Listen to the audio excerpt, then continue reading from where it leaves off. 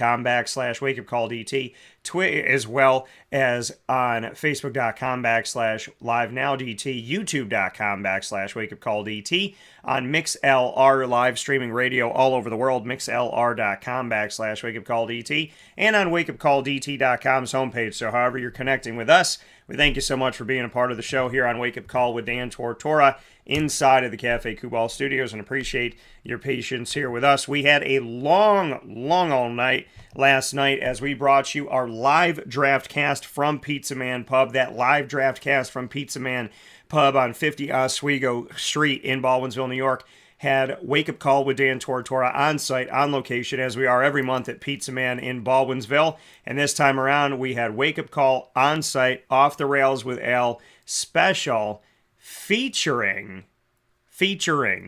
Al Romano, Pitt Panther, CNY native, national champion, won with Tony Dorsett and the Pitt Panthers.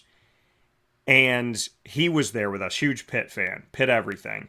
And then we had a Bills fan in the Beeville Bills backers president, Jeff Cook, and of course myself, Dan Tortora. The three-headed draft cast you can go back and watch on youtube.com/wakeupcalldt and on facebook.com/wakeupcalldt, and I suggest you do. We were there on air, live, inside a Pizza Man for over 2 hours. And I tell you folks, between Al Romano, Jeff Cook, and myself, we predicted this draft. I was looking at Jeff. We were looking over at Jeff like, you just called that, and then they would say, Dan didn't share. I don't like talking about myself like that, but I feel like we all had these portions, right? Like Al had a bunch right, Jeff had a bunch right. I would like to hope, when you look back at my list here, whatever it is, because those of you know I'm a Jaguars fan.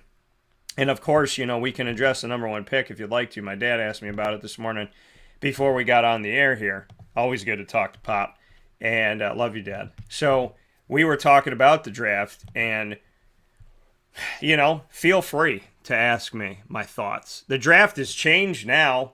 The draft has more than changed now in round number 2 because of all the trades that happened. So many things went on in the draft. It was insane. In such a good way, though. I loved it. I love the movement. I loved it so much. So, like I said, between Al Romano, Jeff Cook, and myself, I feel like we predicted almost the entire draft. Jeff would say things in the moment, and he was right. And then Al would, he went with like Stingley earlier. I went in with him a few picks later. He was right on that. I had a bunch of stuff. And whatever it was with the Jets, it's like I said, I'm a Jaguars fan. It's another shade of green, right? And I got friends that are Jets fans, right? I want to shout out Brendan Murphy, Ross Turetsky, Joe Russell. I want to shout out, all my Jets fans that are out there. And I said that the Jets at number 4 would take my guy out of Cincinnati, Ahmad Sauce Gardner, cornerback. Then I said at number 10, they take wide receiver Garrett Wilson out of Ohio State. Then when they traded back into the first round, I said, in my opinion, they're going to take Jermaine Johnson the second out of FSU. And I said it in the moment, and it happened. So it was crazy to, not only, give our analysis, but, it feels good when you're giving an analysis on the draft and, you're doing this work coming into it. And then you look at the board and you're like, oh my God, amongst the three of us, it was awesome. It was so cool to do a draft cast, and it's something that it has been on my mind. I love it. I'm so happy that we got to do it, and I look forward to doing it again. Being able to have this draft cast was so exciting. I've been waiting for months upon months upon months upon months upon months for Al Romano and I to be able to see the moment where the Pitt Panther becomes a Pitt Steeler and Kenny Pickett. And then Jeff Cook, him and I were talking, and we did a show together a few months back, and having him come out, he had everything printed out, and that's what I love. My guys were prepared. Everything printed out. Jeff had every pick that he thought was going to happen. If that pick didn't happen, he had alternatives. He had reasons for his picks in a spreadsheet. You got Al had all of his notes. I had my mock draft that we did here on Wednesday, and we had everything set up and ready to go. And it was some of the most fun that I've ever had. So I just want to shout out the guys and thank them so much for the work that they put in, because they made the Draftcast really a Draftcast. They made it special, and it wasn't just me, right, doing my research as the host, that I got all this stuff and somebody going, can I look at your paper? Can I look at your paper? All of us had thoughts, and, you got to go back and watch it, because not only did we give our mock draft 1 through 32, but we also reacted to the actual draft, ad-libbed to what was going on and trades and different things that were happening. And when a guy was picked, saying, okay, well, who do you think is going to be next? So we not only brought you what we thought would happen, we brought you in real time what was happening, and then we reacted to that. And amongst all of that, we laughed and we had a great time.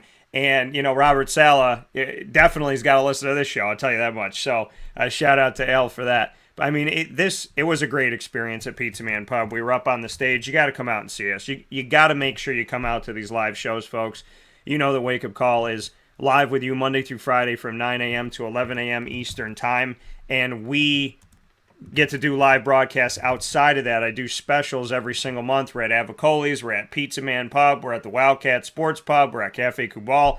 You got to come out and hang out with us. We've been at PB&J's Lunchbox. We've done a lot of cool things. And I would love for you to come out and see us and have some fun with us. We had a great time last night, and I'm telling you, if you missed it, find some time today, grab some popcorn, go to monpazpopcorn.com, order some kettle corn for the weekend of the draft, and just sit there and take it all in today. Just take it all in today, because today was, I mean, seriously, you got to go back and watch our show. It was so much fun. And it lets you really feel the draft.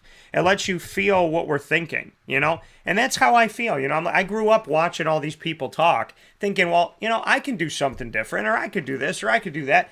And so it's like, okay, well, then put your money where your mouth is and do it. And that's what we did. I said, let's do the draft cast. Let's not sit here and watch other people do it. Let's do it. I mean, and obviously I respect them and I like hearing what they have to say, but ultimately I wanted to be a source for people. That, that's a goal of mine, is to be the information that you come to, not the guy who's regurgitating the information that you already got. And, and I think that sometimes things can fall into that, and I didn't want to be like that. So I definitely appreciate you being here. I thank you so much for being a part of the show. We got a lot to unpack today. We got a lot of things to get into here. I got to jump into the annoying moment of the week, and I'm definitely going to be talking about the draft. So for those of you that want to hear about the draft and want to get my thoughts on Trayvon Walker, we're going to discuss it for sure. I got to make sure I get into my annoying moment of the week. So let's hop into the annoying moment of the week. I want to make sure we stay on schedule here with our stuff. So we got to jump into the annoying moment of the week, proudly presented by Carvel DeWitt, 4322 East Genesee Street. It is what happy tastes like. So I saw your question, Greg. I will definitely get to it. Please be sure on that. Let's jump into the annoying moment of the week, though, first, so I can give my thoughts on something really strange that happened to me this morning.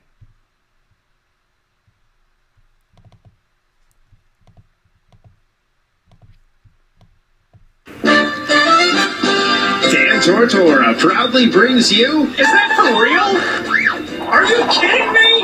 The annoying moment of the week. I'm really honest. I don't know how to respond to this. Presented by Carvel DeWitt, 4322 East Genesee Street. It's what happy tastes like. You have to be that crazy.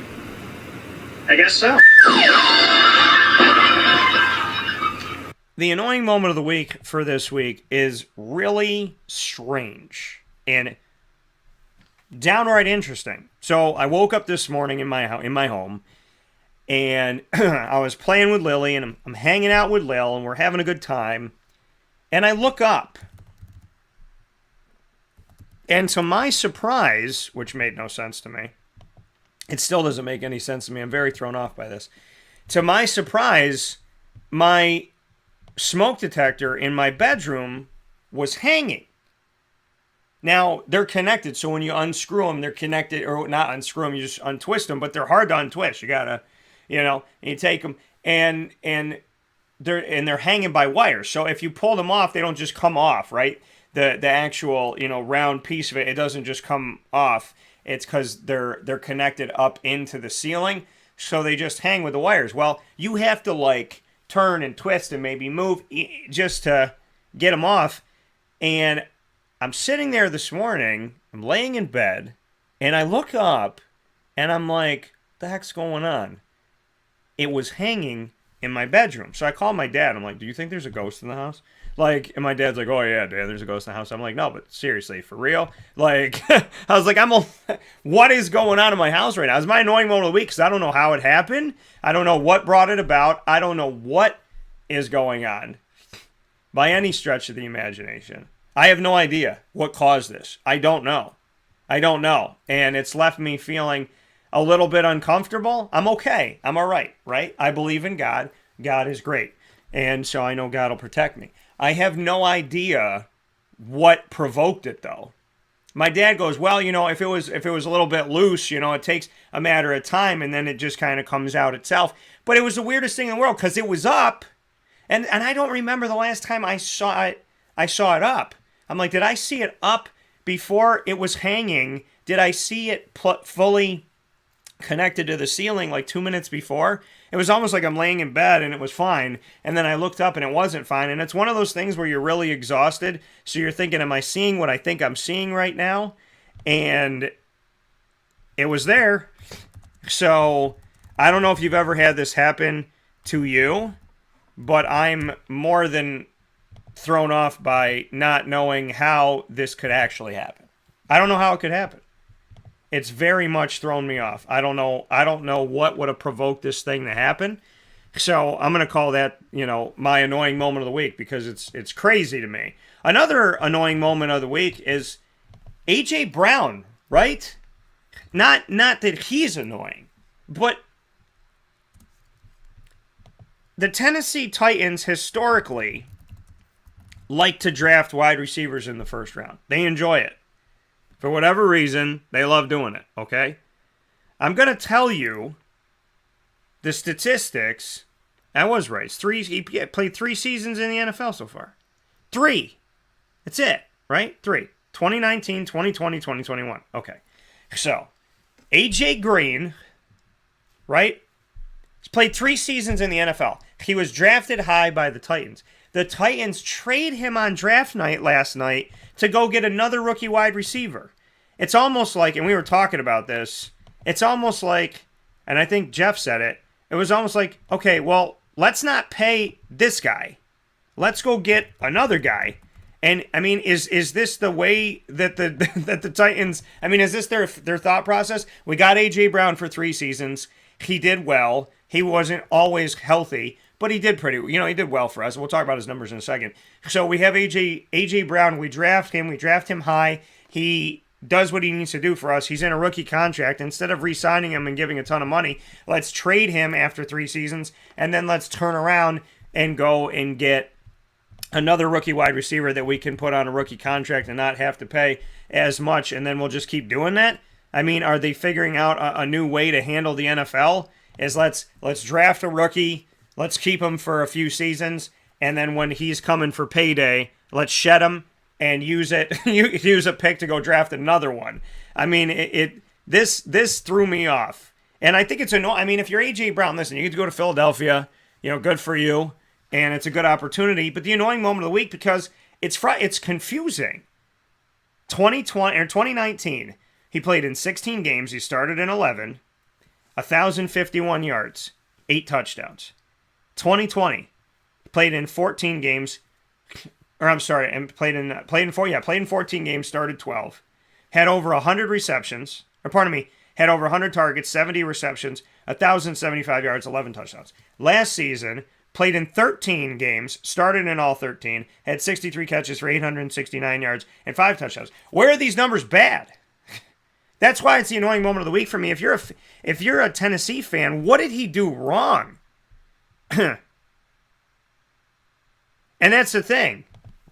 Greg said, Philly had the contract money decided. It was the strangest thing in the world. Jeff says to me, of the Beeville Bills backers, Jeff's there at Pizza Man, right? We had already finished up, and he looks at me and he goes, hey, because I was talking to Dave Townsend, shout out Honda City of Liverpool, they showed out.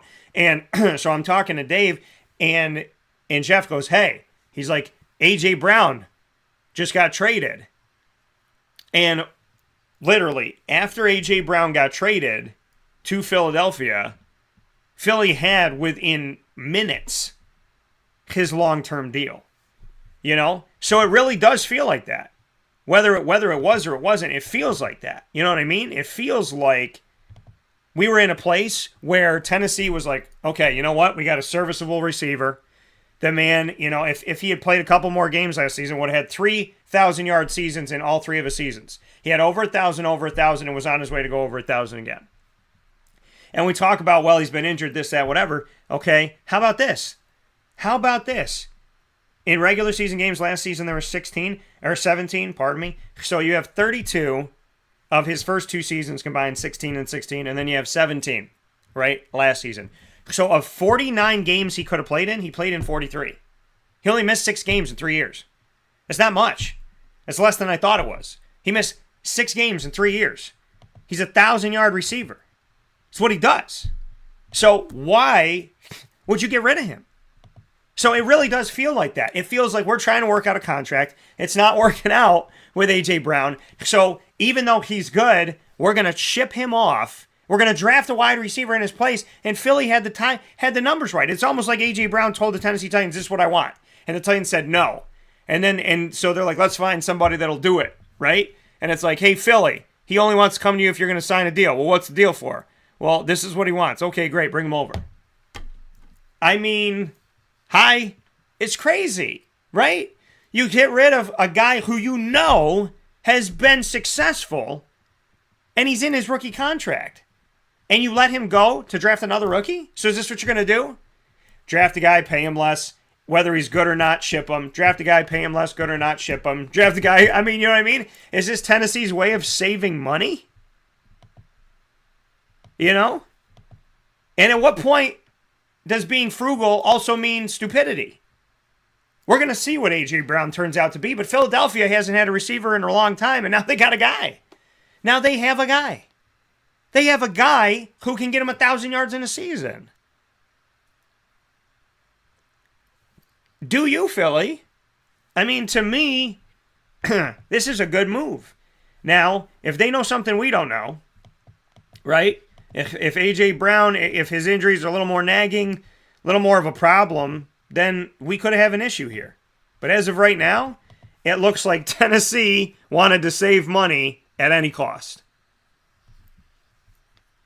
So they shed the guy who they know who they have to get a guy who they don't know what he's going to be at the same position. And the thing I found hilarious, the guy they drafted, they compared to A.J. Brown. I'm like, was this a joke? Like, is this just to be funny or is this true? Because he was compared to A.J. Brown. The guy that they turned around and drafted was compared to A.J. Brown. So it's like, hey, guess what? we got rid of you to get you, but cheaper. Crazy. It's crazy. It's crazy, yet, I mean, that's what it feels like. Absolute insanity. But they're my annoying moments of the week because I don't understand the reason for Tennessee to do that. And then the other thing is, you know, looking up and seeing that my smoke detector was hanging and not remembering when the last time was that it wasn't hanging like that made me very uncomfortable. So I was like, is there somebody in my attic? I hope not. I was like, is there an animal that got out? I hope not. But it's one of those things where you're really exhausted, right? And you're so tired that in your brain, you're thinking to yourself, is any of this stuff happening right now? So that throws me off more. So hopefully my house is okay. And hopefully we're safe. Because I don't know what the heck happened last night. But yeah, I mean, crazy. Again, Philadelphia making this move, or Tennessee making this move, and then drafting a guy who gets compared to the guy that you just let go. It's insane. But it's the draft. The draft last night was the Wild Wild West. It did not disappoint in how crazy it became by any stretch of the imagination. It was, and there was a huge run on receivers. There was a huge run on receivers. And, you know, we started out with 5 straight defensive players taken. Then we had 4. Then we had a bunch of offense. It was like all defense. Then it was all offense. It was going back and forth. It was crazy. You know, and I thought that Jahan Dotson was going to go to Philly early, and he actually did go early. And then Treylon Burks out of Arkansas gets compared to A.J. Brown. So weird. It's so weird. It's crazy. So Treylon Burks going to the Tennessee Titans, and Washington, the Commanders at 16 drafted Jahan Dotson. I said Jahan Dotson would go right around there between 14 and 16. That region? No, I think it was, did I have him at 13? So I may have had him at 13. Or 15. No, 15. Was it 15? No, it was 15. Yeah. So you want to pick after I thought he was going to go. Right around that same spot. I thought he would go higher. So it's, again, you know, you put the three heads together, Al Romano, Jeff Cook, and myself, and I felt like we almost accurately predicted the entire first round of the draft. It was insane. So with that being said, we're going to take a quick step aside for a fast break. When we come back, we will be discussing with you, Lead, how a phone call can change your life. These college football players know that all too well, waking up this morning after asking themselves, did that actually happen last night? So the draft essentially was their hanging a fire alarm. Did that happen last night? They had a did that happen last night, but ours was different. We'll talk about how a phone call can change your life in Lead, Learn, Evolve, Ad-lib, and Deliver. Coming up right after this fast break on Wake Up Call with Dan Tortora, where sports meets life. Big shout out to Carvel DeWitt. We're going to be sharing a bunch of pictures from Carvel because there's a lot of great stuff out there, including an all-new Sunday. And that Sunday is on its way. We have made it. I have it in my possession, and it'll be coming to you very soon. Carvel DeWitt, exclusive, new Sunday coming to you from Wake Up Call with Dan Tortora and Dan Tortora Broadcast Media with a great connection to the community. I cannot wait to share that with you, and it's coming up very, very soon at 4322 East Genesee Street in DeWitt, New York. For now, we'll take a step aside for a fast break on Wake Up Call with Dan Tortora inside of the Cafe Kubal studios, and like I said, when we spin back around, we'll jump into Lead, Learn, Evolve, Ad-lib, and Deliver. There's a lot of things we got to get to today, and we got to get to our top dog of the week. We have a conversation with Nate Hackett of the Denver Broncos. You do not want to miss a second of this uninterrupted one-on-one conversation with my guy, my friend, somebody that I've gotten to know over the years here, and I always love talking to, Mr. Nate Hackett. We met when he was here as the offensive coordinator at Syracuse, as well as the tight ends coach and quarterbacks coach. He was hired by Doug Marrone. They created the offense together, piecemealing different things that they like from different NFL offenses.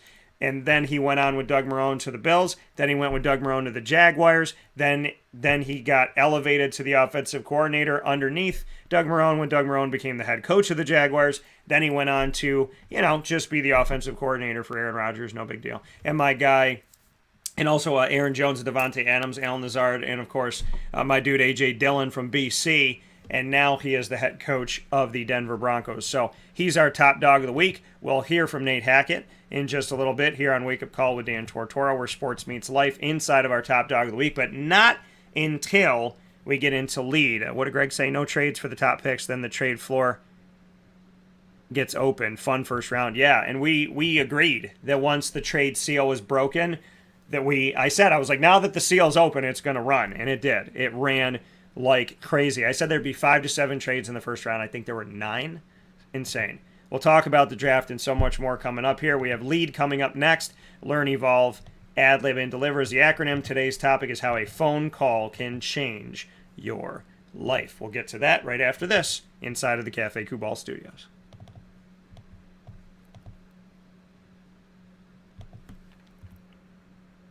Carvel DeWitt, it's what happy tastes like. Do you know why? Because we make ice cream. Creamy, rich, flavorful ice cream. Not yogurt or iced milk like some of our competitors. Ice cream. Fresh, by hand, daily. For the calorie conscious, we have something new for you. Our new Carvelite. Same great flavor, creaminess, and texture of our regular ice cream with only 35 calories an ounce. So whether you want an ice cream cake, flying saucer, dasher, carvalanche, hard or soft ice cream, we will satisfy your craving with our fresh, handmade regular or new Carvelite ice cream. Carvel DeWitt. It's what happy tastes like.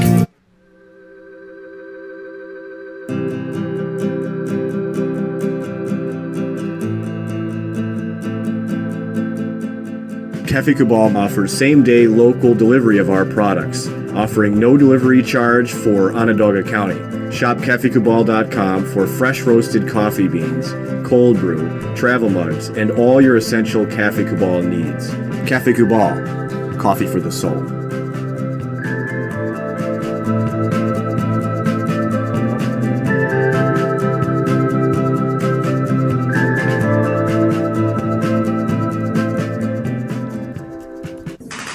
The Wildcat Sports Pub in Camillus, New York is located on 3680 Milton Avenue in the Home Depot Plaza. It is your family-friendly sports bar and restaurant. Folks, some sports bars aren't family-friendly. Some family-friendly restaurants are not sports bars. The Wildcat Sports Pub in Camillus, New York is proud to be both.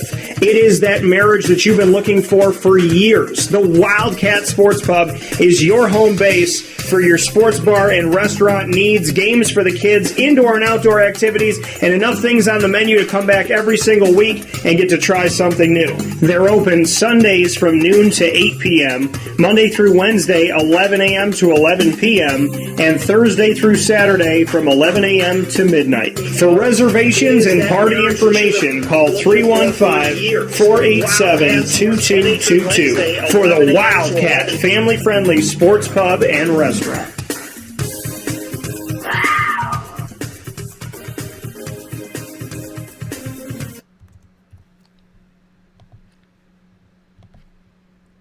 Welcome back here to Wake Up Call with Dan Tortora. Inside of the Cafe Cubal studios, we're hanging out here where sports meets that thing called life, and we appreciate you being here. Obviously, behind me here is the giant sun inside of the coffee cup, and that is the new logo for Wake Up Call with Dan Tortora, created during the pandemic because we're all about seeing a glass half full and finding a positive. And I had the time to work on all of our logos, and my graphic designer, who's also a great friend of almost 20 years, who I went to college with at Marywood University. Big shout out to my graphic designer, John Granquist. I love you, brother, and I appreciate you so much. So thank you, sir, for everything. I'm wearing my shirt today that says Godfather and Godson, and that brings me into the topic of Lead, Learn, Evolve, Ad Lib, and Deliver. Brought to you by Chick-fil-A Cicero and Chick-fil-A Clay. So very happy that we have the opportunity to have this discussion with you.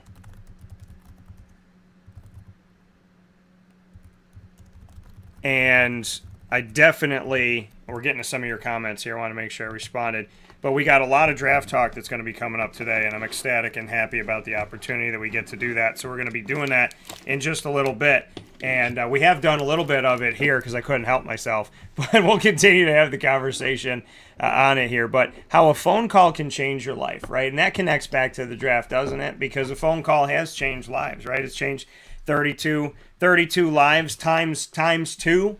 At least, you know, if they have somebody in their life that loves them, and then you add on to that, and you add on to that. So a lot of great things have definitely happened. And, you know, this draft has been incredible. You know, a phone call can change your life.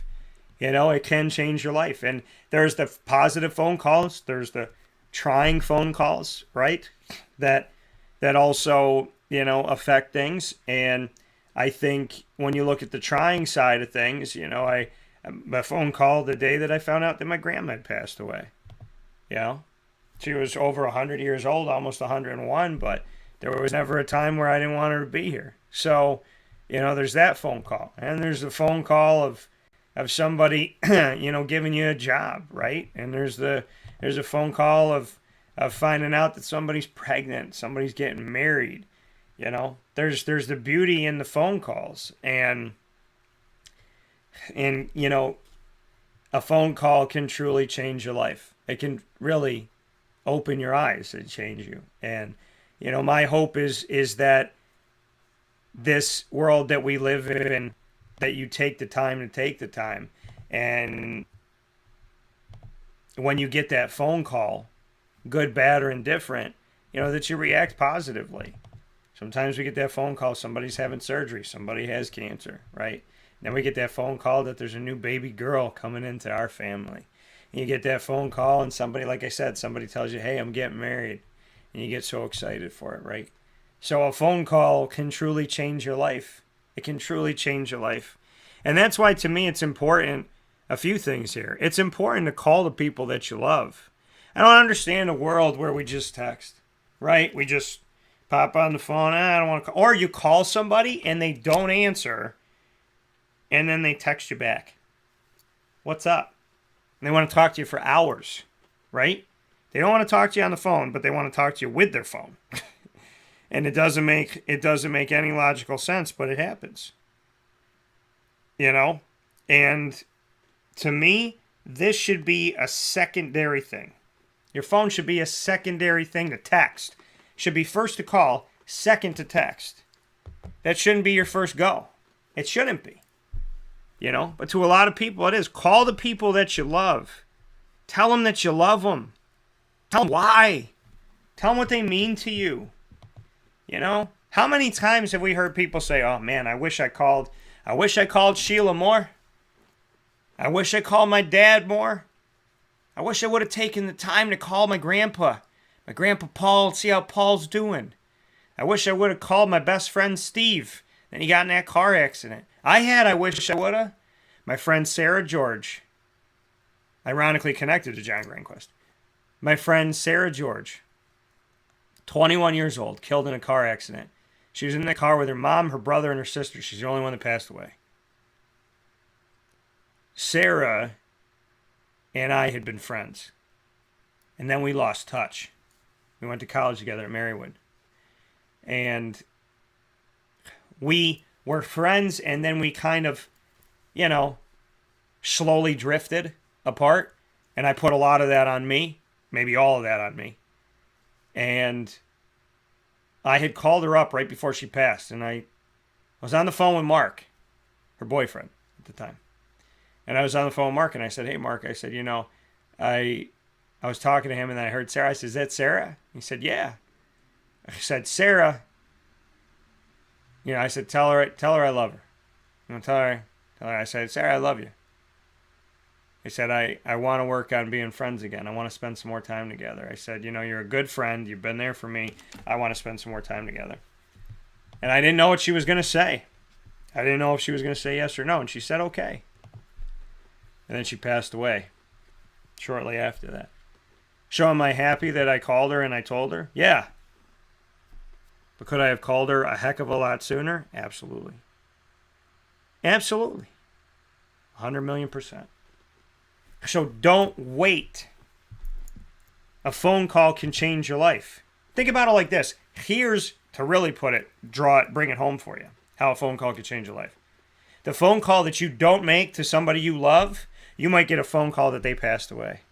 So you didn't call your grandma to tell her that you love her. But you got a call about your grandmother telling you that she passed away. Look at that juxtaposition. Good thing you didn't do. Sad thing you have to endure. Don't wait for that phone call. We never know when that phone call is going to come. And I am a culprit of this as well. There's phone calls where I could have been better. There's phone calls where I could have been nicer. There's phone calls where I could have done better. Phone calls this week. I apologize. I could have been a better person. I could have been a nicer person. I could have been a more caring and compassionate person. 100 million %. You know? A phone call, a message, a statement can change your entire life. One of my closest friends, Jim Sikowski, owner-operator of Chick-fil-A Cicero and Chick-fil-A Clay. When he got the news, you have ALS. It's a statement. You have ALS. It's 3 words, 2 words in an acronym. And it's life-changing. It's life-changing. Right? When I got the job to go down to Orlando on ESPN, and I got that phone call, and from the GM, and he said, Dan, I want to offer you. I was at the airport. I was at the Syracuse airport. And he said, Dan, I want to offer you the opportunity to come down here and be on the radio. And he was kind of like, I know you're going to say yes because, like, you know what I mean? And we were just talking about it. I said, can I think about it? But I knew I wanted to say yes. I had been trying for 3 months to get down to Orlando. And he said to me, he was like, thank you for being persistent. He said, I know that you may think, I said, yeah, I feel like a stalker, right? When you're trying to get a job, it's like the opposite of what you would do in normal life, right? You call and you call and you call and you call because you don't want them to forget about you. And he told me, he goes, Dan, he's like, I got so much stuff on my desk. He said, I would have lost. He said, I want to apologize to you that it took me this long to get back to you. He said, but if you weren't persistent, he goes, that's how you got the job. He's like, I just remember sitting there thinking, wow, this guy really,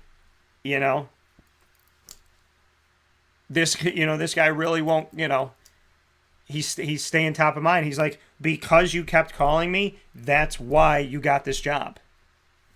And I was thinking, well, I felt uncomfortable. I felt like I owe you an apology. I'm calling you like 4 times a week, calling you 3 times a day, and he said, that's how you got the job. You never know what a phone call is going to do. You never know. But it can change your life. Greg messaged here. Listening with a heavy, heavy heart today, DT. Received a shocking call 2 days ago that my parents were in a car wreck. Prayers sent on the daily for their recovery in the North Carolina Trauma Hospital. Listen, man. Greg, I am so sorry to hear that. I'm so sad to hear that. I'm happy they're alive. That's the positive takeaway. A shocking call 2 days ago. My parents were in a car wreck. 2 days ago. And you know what, Greg? You might have thought 2 days ago, hey, you know what? I should call my mom, call my dad, see how they're doing, right? And maybe you did. Maybe you didn't. Maybe you called them the day before. But you think about that. How quickly life can change. I was hit by a drunk driver while I was on the phone with my dad. I was hit by a drunk driver when I was on the phone with my father. 2006? 2005? I think it was 2005. Maybe it was 2005. I was on the phone with my dad. And I was hit by a drunk driver. My phone died. And didn't have a charger. It was 2:23 in the morning. I just looked at the clock. And I got hit by a drunk driver while I was on the phone with my dad. The last thing my dad heard, I think, was me getting hit. Think about from him. He can't call me back. He can't get in touch with me. He doesn't know where I am. He knows I'm in the New York City area, Long Beach area. But he can't get a hold of me. He doesn't know what happened to me. He just knows that the phone call ended abruptly and has left him probably sick to his stomach, concerned. He can't get to me. He doesn't know exactly where I am, and it would take 4 hours if he did know where I was. And my dad had to wait. He had to wait through, and my mom, because he probably called my mom and said, hey, I just had a weird phone call with your son. They didn't know where I was. They didn't know that I got hit. They didn't know that I had to go to the hospital, that I was on a stretcher, that I could have been paralyzed. I could not call them until hours and hours and hours later. Can you imagine what my parents felt? Can you imagine what they felt in that moment? Their only child. It doesn't matter. They could have 10 children. Their child. Something happened. They don't know what it is, and they have no way to reach me. They don't know what hospital I'm in, and they don't even know I'm in the hospital. And I could have died that night. My last phone call with my dad could have been him hearing me abruptly hang up. And I think I dropped the phone because I was sitting at a light when I got hit. 10 minutes from my destination. You never know the last phone call you're going to make, or the last phone call you're going to receive. So make them count. I come with a heavy heart this morning. Yesterday I was on the phone with somebody I care about, somebody that means a lot to me. And you know what? I wasn't my best self on the phone. and I need to do better. Greg said, listening to your show is my outlet. Appreciate you. Man, listen. I appreciate you more than I could tell you. I really do. I thank you and I appreciate you tremendously. A phone call can change your life. Please, please.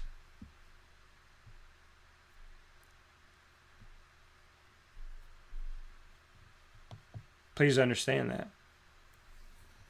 Be it the NFL draft, your parents, your girlfriend, your boyfriend, your grandma, your grandpa. I tell people all the time. All the time.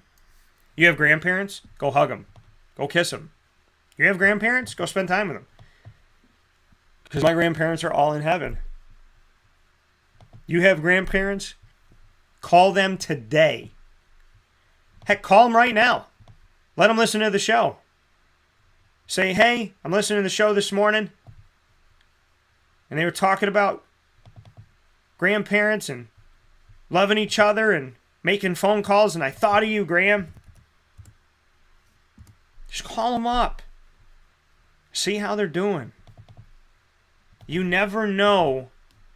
You'll always remember the phone calls you didn't make. That's what I'm saying. You'll always remember the phone calls you didn't make. You will always remember the phone calls you didn't make. You always will. It's the truth. You will always remember the phone calls you didn't make. So don't be one of those people that doesn't make the phone call. With that being said, this is Lead, Learn, Evolve, Ad-Lib, and Deliver, our faith-based segment on a faith-based show here on Wake Up Call with Dan Tortora. So much more than a sports show. It is where sports meets life. And I want to thank Chick-fil-A Cicero and Chick-fil-A Clay for all their love and support and partnership with me and the community. And I want to thank one of my closest, nearest, and dearest friends, Jimmer Sikowski, for being the amazing fighter that he is well before all this happened. I love you, brother. God bless you. We'll take a step aside for a fast break. When we come back, we will get in to our Top Dog of the Week video special with my guy, Mr. Nate Hackett, head coach, totally earned, head coach of the Denver Broncos right after this.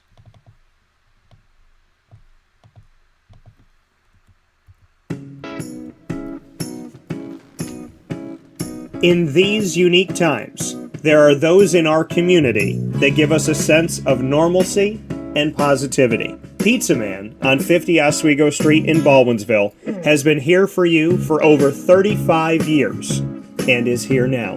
Call 315-638-1234 or order online at pizzamanbville.com to bring those familiar tastes into your home. And remember to come see our monthly on-site broadcasts centered around the community and our Baldwinsville Bees. Pizza Man in Baldwinsville. Any way you slice it, they are always here for you.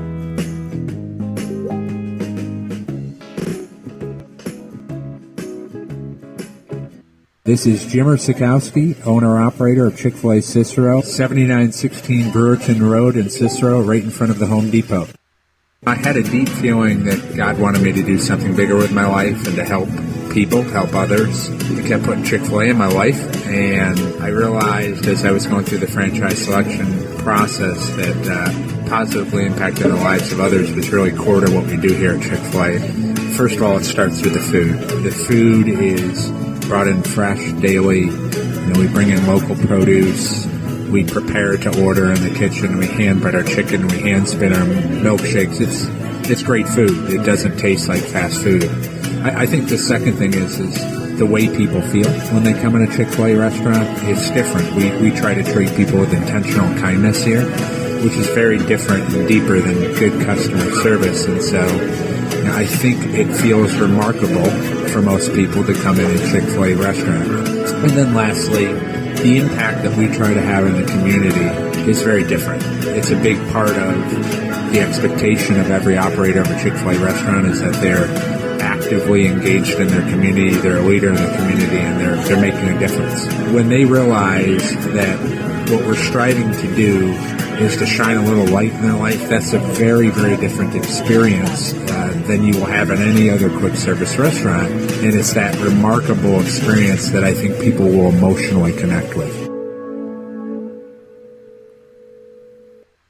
I'm George Townsend of Honda City with some good advice when buying a new car. The true cost of owning a new car is determined by the appraised value when you trade it. No vehicle appraises higher than a Honda. Next, look for low APRs and deep discounts. You also want low maintenance costs and great fuel economy. That's why my advice to you is to buy a new Honda. Looking pre-owned, visit our Honda Certified Used Car Center. Honda City, 7140 Henry Clay Boulevard, Liverpool, or HondaCity-CNY.com. It would be a pity if you don't shop at Honda City. Our corporate purpose at Chick-fil-A is to glorify God by being faithful stewards of all that's entrusted to us and to positively influence all those who come in contact with Chick-fil-A. And what became increasingly clear from our success in Cicero is that people love Chick-fil-A. And also, I think we recognized that, we had a great opportunity to grow the brand and grow our platform. I felt incredibly grateful when I was selected to be a Chick-fil-A operator. I think what it's meant for me, what I've come to realize on a very deep level is that this is a calling for me. It's not a career. It's not a job. The Lord called me to be a Chick-fil-A operator and to use these restaurants to glorify Him and to positively influence other people. I'm blessed. I'm very blessed. Head to Chick-fil-A Clay on 3974 State Route 31 in Liverpool, New York.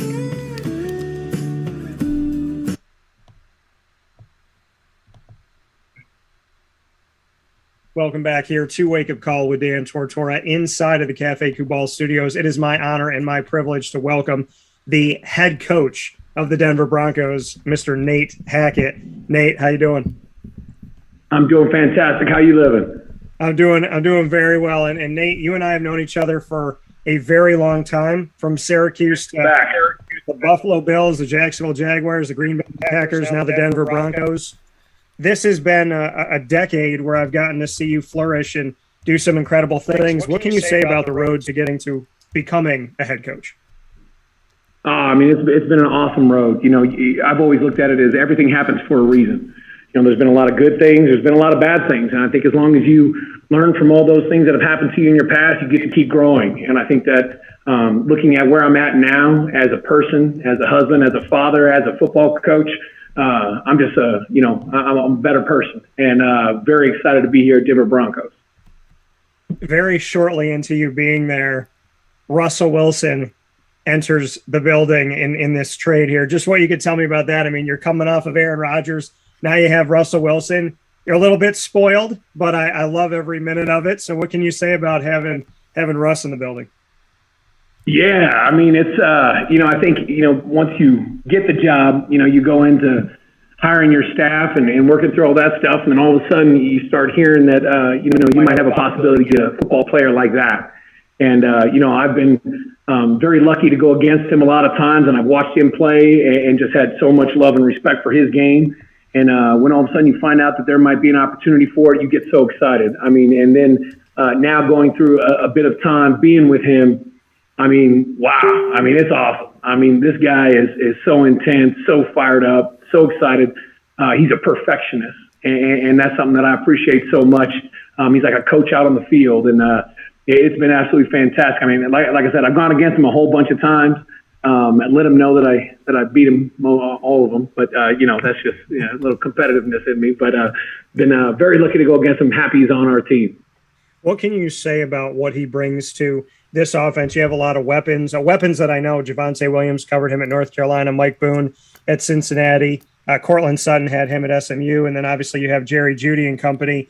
What has Russell Wilson already done, in your opinion, to show you the leadership that he can demonstrate on the field and off the field? What has he brought to the table almost immediately? It's funny. He walks out there on the practice field, and it's just unbelievable demand of all their greatness. It's not just, hey, run a route. It's run a route perfectly. And, he demands that of himself too. So I think that's the great thing, is that he's got that self-ownership to be able to go out there, and if he messes something up, or he's kind of holding himself to that high standard, and he shows that. And I think that makes guys follow him. And then you watch him drop back there and throw the ball, and you're like, oh, look at him sling that thing.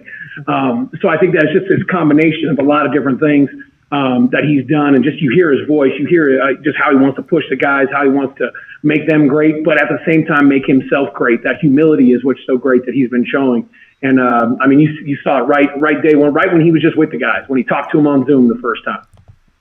You know, and when we look at the team that you have now, and being a guy who's obviously offensively created a lot of positivity collegiately and professionally, just what you've been able to do on the offensive side of the ball, to have Javonte Williams, Mike Boone, Jerry Jeudy, Cortland Sutton. I know Tim Patrick has done some good things as well to go with Russell Wilson. Just what you can say about the weapons that you have, and if this can be comparable to anything else that you've had in the NFL up to this point. Yeah, you know, the first thing I'd say is we're going to need that defense to get us the ball back because, like you said, there's a lot of weapons, and we need to have that ball so we can keep feeding all those guys that you just mentioned, because there are a lot of unbelievably talented guys on this team, and I'm so excited to find different new creative ways to get them the ball. You know, comparing to the past and all the places I've been, I think the unique thing about this game of football is every team is so different. Every player you're with is so different. They're all very good, and they're all good in their different ways. I mean, you know, you've got the Devontae Adams, the Aaron Rodgers, the stuff we did with Blake Bortles, Ryan Nassib, Alec Lemon, like all those guys. There's so many different things, so many different people. The idea is to make it the Denver Bronco offense and find out the things that these guys do well and watch them flourish in it. And I think that's the process we're going through right now. Is the truth is I don't know exactly how it's going to look, but I know we're going to find everything that Russell does really well and the things that he meshes best with the guys we have on this team. How would you define this chapter of the Denver Broncos? Define this chapter. Energetic. I would say a lot of energy. That is one thing. I think that when I was able to walk into the door, just wanted to be me and have seen, you know, just enjoying ourselves and creating that environment where everybody's excited and wants to come and play ball. And I think that's the atmosphere you always want to create as a football coach. And I think you see that. And when those guys like playing the game and are enjoying being in the building with each other, I think that's when you see a lot of good things out on the football field. Going back and looking at the process for you to become a head coach, it's something that I thought was more than deserving, especially coming off of this past season. And your name was on a lot of my lists and allegedly on a lot of people's lists. Why ultimately did Denver make the most sense for you? I mean, there's so many things. I mean, you know, just going through the interview process with the different teams and, you know, I think that being in the room with people and meeting as long as I did with, you know, different organizations, I think there was just an amazing feel with this organization, all the people that were involved in that process. And then coming into the building and getting a feel for that, you just felt a great connection and you felt great communication. And I think to be successful in any big business, doesn't matter what it is, I think communication is so paramount. And when you have that great feeling with people and that you feel like you have a good opportunity to communicate, I mean, you want to go in that direction. I think it was just a great fit from the beginning. They said that, you know, from who I spoke with, they loved your energy. So saying energetic makes a lot of sense. Why do you feel like you ultimately got offered this opportunity? Because of all the opportunities that open up in the NFL, the first head coach vacancy to be filled was Denver. So why do you think they jumped on you so quickly from your point of view? Yeah, I mean, I think it's a lot of those things right there. I mean, the feelings that I have, I think we're very mutual. And I think that's why that we all talked about that communication. We all felt that. And I mean, in the end, this was the way they wanted to go. And, you know, I think that there's a lot of great coaches out there, a lot of great people in the interview process, a lot of great candidates for the future and guys that might not have gotten a job. And I'm very, very lucky and very grateful for this opportunity. Now we got to go win some football games. I do have a few more things to get to in that respect, but I do want to bring out my props for you as I promised. So all right. I do have, I believe this was a draft hat from back in the day, but I have a Denver Broncos hat I picked up a long time ago, and I can't really Old do school. much with Is that it. Reebok? Wait, is that Reebok? It's Reebok, yeah. Man, that's old school right there. But if you look at it, Mr. Floyd Little signed it. Nice. A very good friend of mine of 8 years before his, you know, obviously his untimely passing here, but to have No doubt. on this, and that's one prop that's always in the studio. My other one, I have plenty of them, but I feel like because this is the color of the Denver Broncos, orange is that dominant color. I felt like with you being a Star Wars fan, this would make sense for you and I personally, but it's definitely the rise of the resistance in the AFC West. I love it.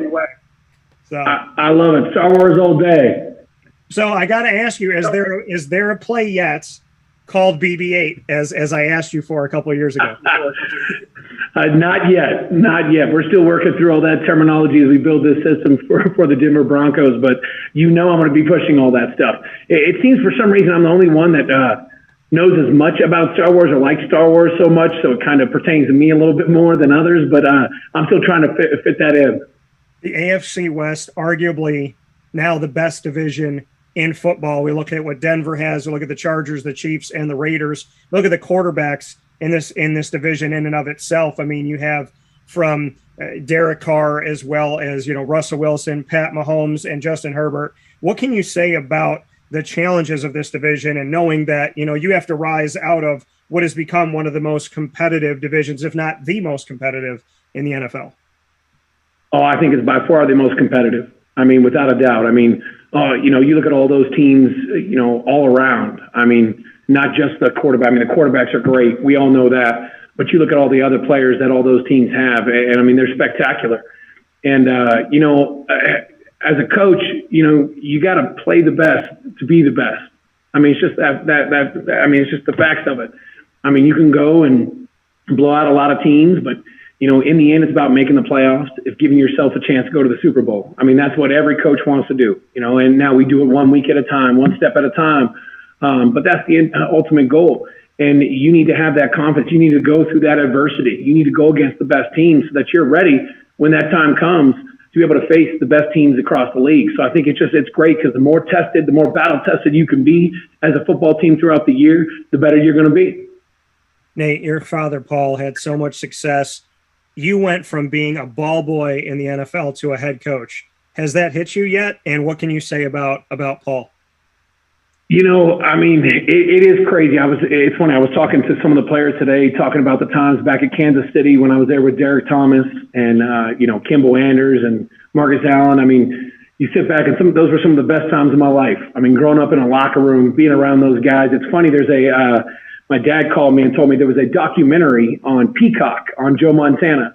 And he says, he's like, hey, you got to go watch this episode right here. And, I don't even know if they know it, but there's a picture of Marcus Allen, Joe Montana, and me right next to him. And it's like, oh, my gosh, I was a ball boy at one point. I remember picking up jock straps and washing towels and folding towels and, you being in there with the players, running errands for them, going to the gas station to get sunflower seeds. And so it's amazing. It's awesome to be here. And, my dad has done so much for me over these years and taught me so much. And I'm just so grateful for a lot of things in this world. Final note here for you to come from when we first met in Syracuse, building that offense, taking different elements of different NFL offenses to create what you had at Syracuse, to then move on to the Buffalo Bills, the Jacksonville Jaguars, the Green Bay Packers, and now here to Denver. Of your road, how would you best describe what it took to become a head coach in the NFL? And what would be your advice to people out there chasing their dreams? I think you got to go through adversity. I mean, you really do. And I'm not talking, one of those hard days. You got to go through those real difficult, life-checking, really look into who you are as a person. Because I think that makes you more confident. There has been some amazing times throughout my career, and there has been some really hard times. And, like I said earlier in this, is as long as you look back and look at those hard times and you learn from those and you understand why they happened, whether what you could have changed, what you could have done, how you could have been better, and always loving it, even in those bad times. I mean, it's a hard profession. I mean, people love you and then they don't love you. And so for us, we always got to stay the same way. You got to keep all the players. They got to follow you. They got to look at you. And no matter how bad it gets, you got to stay the same. And I think that, throughout all those times, all the things that happened, I mean, you and I have talked about back in Syracuse when we changed the offense a week before the season started, and I look back at that and that was one of the most educational experiences of my life for me to trust myself and trust that I was doing the right thing. So I think when you go through those really, really hard times and how you come out of that, makes you so strong. And it's like, where I'm at right now, I know that there's going to be some things that I will have never seen ever in this game. And I think that's why this game's so beautiful, but I'll be damned if there's not enough that has gotten me prepared for this situation here. Well, Nate, as always, I appreciate it. And, you said sometimes they love you, sometimes they don't. Well, as long as I've known you, it's been nothing but love. And I am more than honored of the patience that I had to have for you to finally be in a place that I felt like you deserve was well worth it. And I can't wait to follow it all the way through. And I know we'll always keep in touch. So just know that from me to you, I am elated that a friend and somebody that I respect tremendously gets to wear the hat of a head coach. It's about dang time, and I'm happy for you. Appreciate you, man. Since day one, you and me, baby. Appreciate it. Top dog of the week is Nathaniel Hackett. Nate Hackett, big time for me to see this finally happen. I am so thrilled. I am so relieved. I'm so happy that, when these head coaching vacancies came out, and I think there was like 9 out of the 32 NFL franchises, when these head coaching jobs came up, I was so ready for Nate Hackett to get a job. And I said it about Jacksonville. Allegedly, he had interviewed, was supposed to go back for a second one or something like that. But, I really pushed and said, Jacksonville, got to take him back. I love that. And I put him on multiple lists. Somebody would say, this job vacancy. I said, well, they should call Nate Hackett. And I just felt like, I felt like this was a good time, and I felt like he has worked his tail off. He's done a lot of good things. He's found success. He's gotten a lot of good out of players. He's led people who people didn't give credit to, maybe still don't give credit to, like what Blake Bortles did in the seasons that he was there. And, he's obviously led people like Aaron Rodgers, and he's done a tremendous, tremendous job. And I'm such a big fan of Nate Hackett's because of the human being that he is. And he's my top dog of the week because, this is someone who has worked diligently. And we've had many, many conversations over the years. And, we've talked about life. We've talked about football. We've talked about a little bit of everything. And he's always trusted me. I've trusted him. And our relationship and our bond is something that's grown over a decade now. And I, like I said, when these jobs became vacant, I said to myself, you got to call, Nate. And I know it was like, yeah, really, Dan? You think? Do you think he's ready, or what do you think? I mean, not necessarily they asked me if he was ready, but it was like, really, Dan, you think this guy? You like this guy? And I'm like, yeah. And then, the proof is in the pudding. He was the first head coach hired of all the vacancies. He was the first one hired. The Denver Broncos were like, yeah, we're not going to let you talk to anybody else. We're going to wrap this thing up and get it done. So, that just goes to show you that the hot commodity that he is. And I know he'll produce. I know he'll do well. I believe in him very much so. He has been a tremendous friend to me over the years, and I could not be more grateful to know Nate Hackett. And I'm so grateful to the Denver Broncos for letting me have this opportunity, because the Broncos didn't know me from Adam. And I'm, telling them about my relationship with Nate Hackett, and we want to set up an interview and this, that, and the third. And they were great. And I really want to give a shout out to everybody. I want to give a shout out to Patrick and Eric and thank the Denver Broncos organization for helping me to set this up. I look forward to working with you gentlemen in the future. I'll hopefully get to see you all in the flesh sometime soon. And I'm elated. I'm elated for my guy, my top dog of the week, that being Mr. Nate Hackett. And it's not just because I felt like it was time for him to become a head coach, and not just because he became a head coach. It's because of the dad. He's an excited guy. He loves his kids. He loves his wife. We have so much fun together, and he's true to the people that are true to him. He's good to the people that are good to him. He just is. He's one of those people that he's never forgotten me. right? You become a head coach. Oh, okay, yeah, well, whatever. I'm a big fish now. No, never forgot about me. We were talking to each other before the Broncos even announced that he was the head coach. It was like 20 seconds. We were talking, and then like 20 seconds later in our conversation back and forth, Denver Broncos officially announced him as the head coach. And he always gets back to me, no matter how busy he is. He always makes time for me. And what he said at the end, he said, "You and me, baby," since day one. And he's been true to that, and that's why he's my top dog of the week, because he remembers the people that were there for him in his corner. He doesn't, and be that me or anybody. I'm just saying, from my point of view, I can fully say he doesn't forget people. He doesn't forget people that treat him well. He doesn't make a promise he doesn't keep. And he stays true to the people that he cares about, and he remembers the people that are there for him. And he has never let the stage or the light make his ego overtake who he is in the spirit of who he is. I asked the Denver Broncos what it was like to have him in the building, and they said, energy.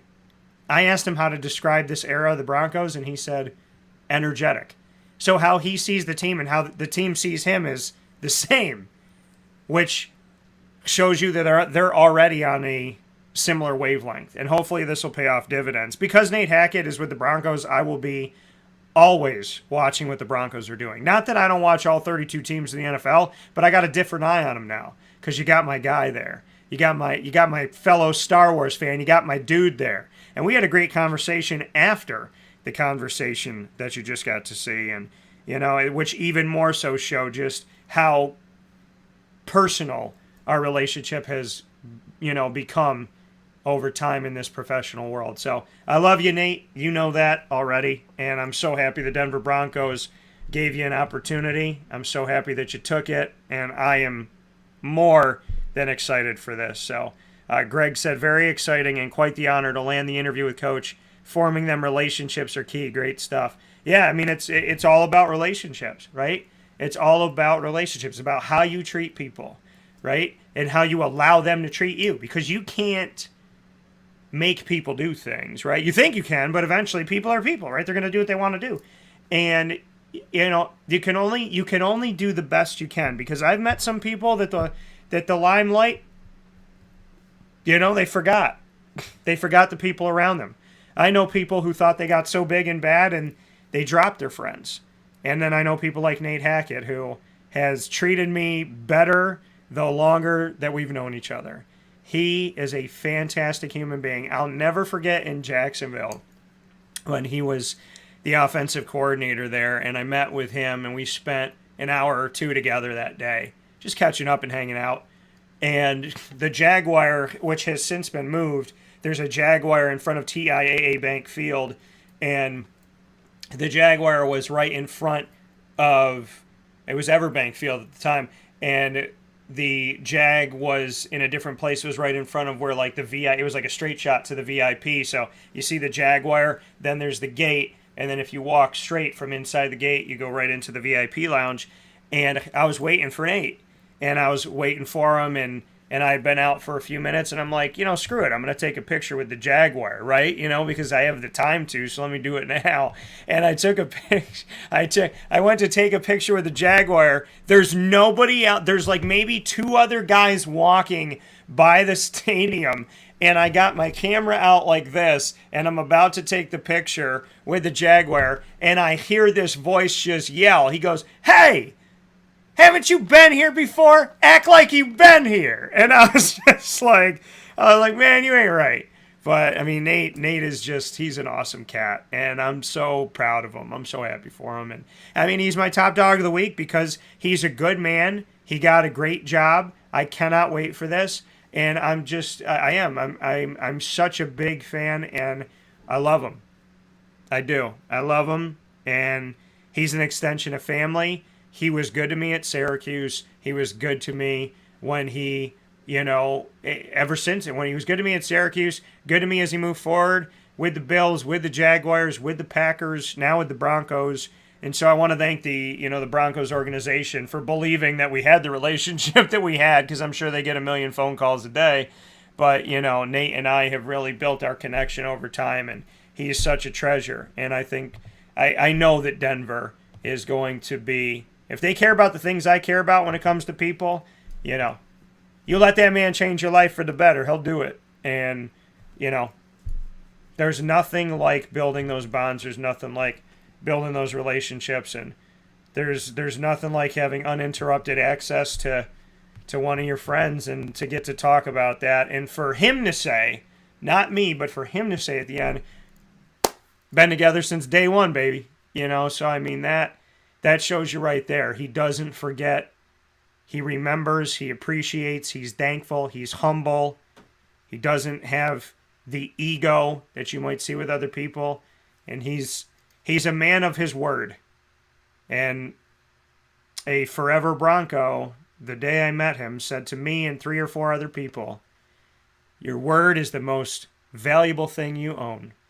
If you don't have your word, you have nothing. Floyd Little said that. So, from one Bronco of integrity to another Bronco of integrity, and dare I say it, by the grace of God, by the incredible power of God, I've crossed paths with Floyd Little and Nate Hackett, and I can call them both friends. So not only people of integrity, not only fantastic people connected to the Browns organization, not only funny people and fun people and energetic and positive people and uplifting and great mentor type people, but 2 friends. I love you both. I love you in heaven, Floyd. And Nate, mile high salute, baby. I love you. I'll talk with you all after this fast break on Wake Up Call with Dan Tortora, where sports meets life.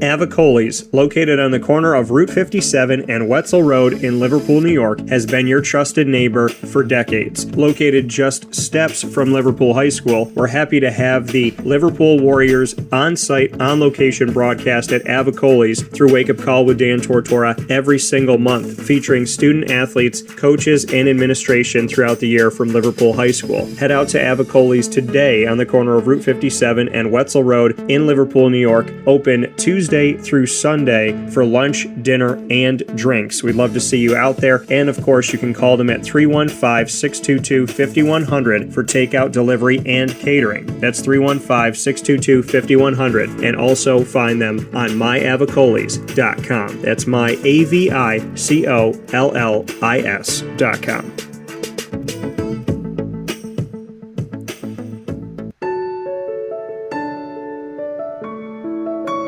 Having peace of mind when you're out of town that your furry-loving friend is safe and sound means taking them to Canine Kampground, because we all know that when it comes to the love of our pets, it goes well beyond the call of duty to make sure they're safe and sound. Right, Lily?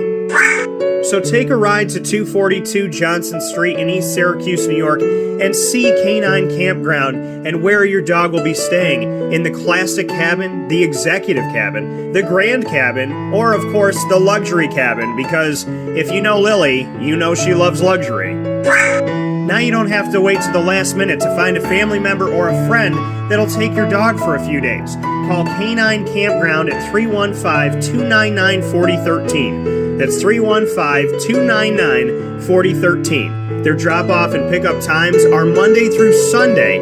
Check K9Campground.com for more information. That's the letter K, the number 9, and campground spelled with a K.com. K9Campground.com. When you're going out of town, bring your dog to Canine Campground.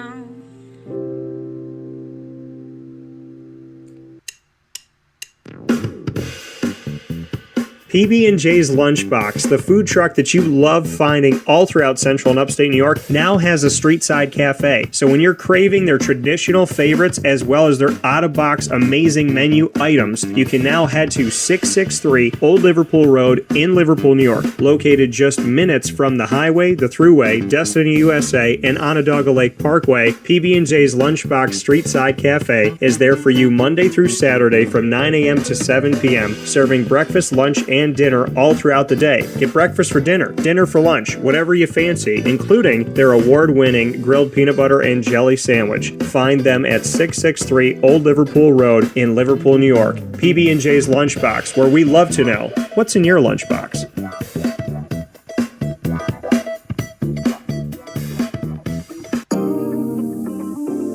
As a patient, what do we want?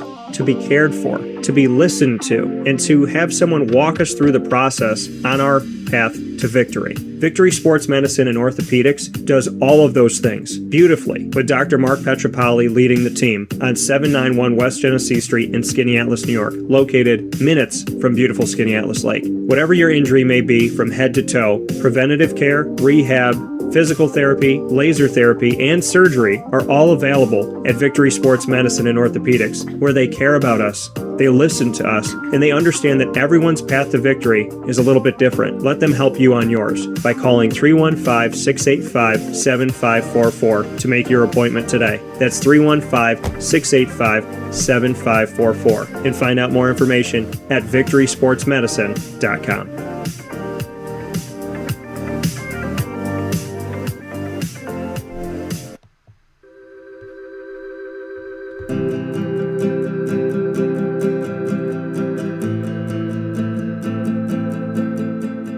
Cafe Cabal offers same-day local delivery of our products, offering no delivery charge for Onondaga County. Shop cafecabal.com for fresh roasted coffee beans, cold brew, travel mugs, and all your essential Cafe Cabal needs. Cafe Cabal, coffee for the soul.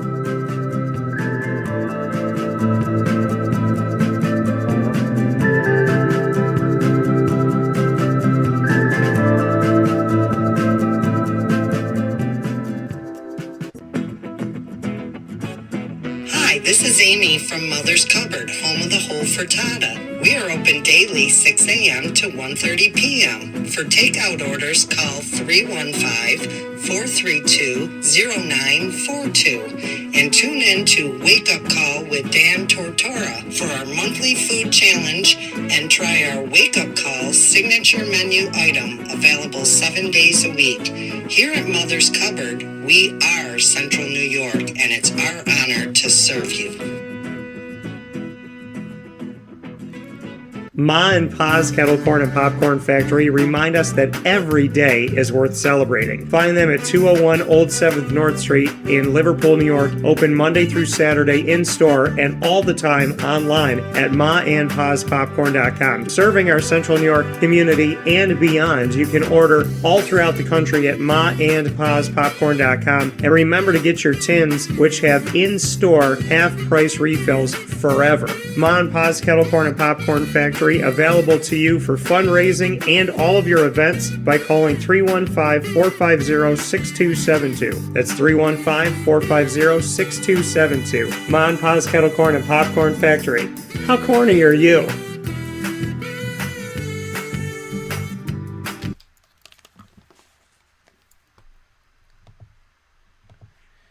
Welcome back here to Wake Up Call with Dan Tortora inside of the Cafe Cabal studios. You're watching on Facebook.com/WakeUpCallDT, Facebook.com/LiveNowDT, and on YouTube.com/WakeUpCallDT. You're listening on MixLR.com/WakeUpCallDT and on WakeUpCallDT.com's homepage. The craziness of the draft prevented me from having to see the horrible ending to the Raptors series. So, I'm okay with that. Dave Paziak, congratulations to you and your Sixers. I said that James Harden needed to be the catalyst in this game. He needed to attack inside and hit his outside shots. Well, he did that, and the Raptors lost in a massively lopsided victory for the 76ers in Toronto. Congratulations to Philadelphia. Sad for my Raptors, and we move on.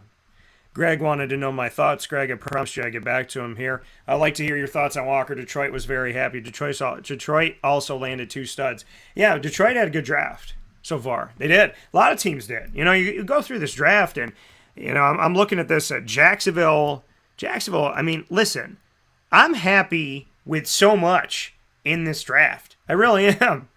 And how about the Tampa Bay Buccaneers? They trade their 27th pick to the Jaguars, and now they have the first pick of the second round that the Jaguars had at 33 overall.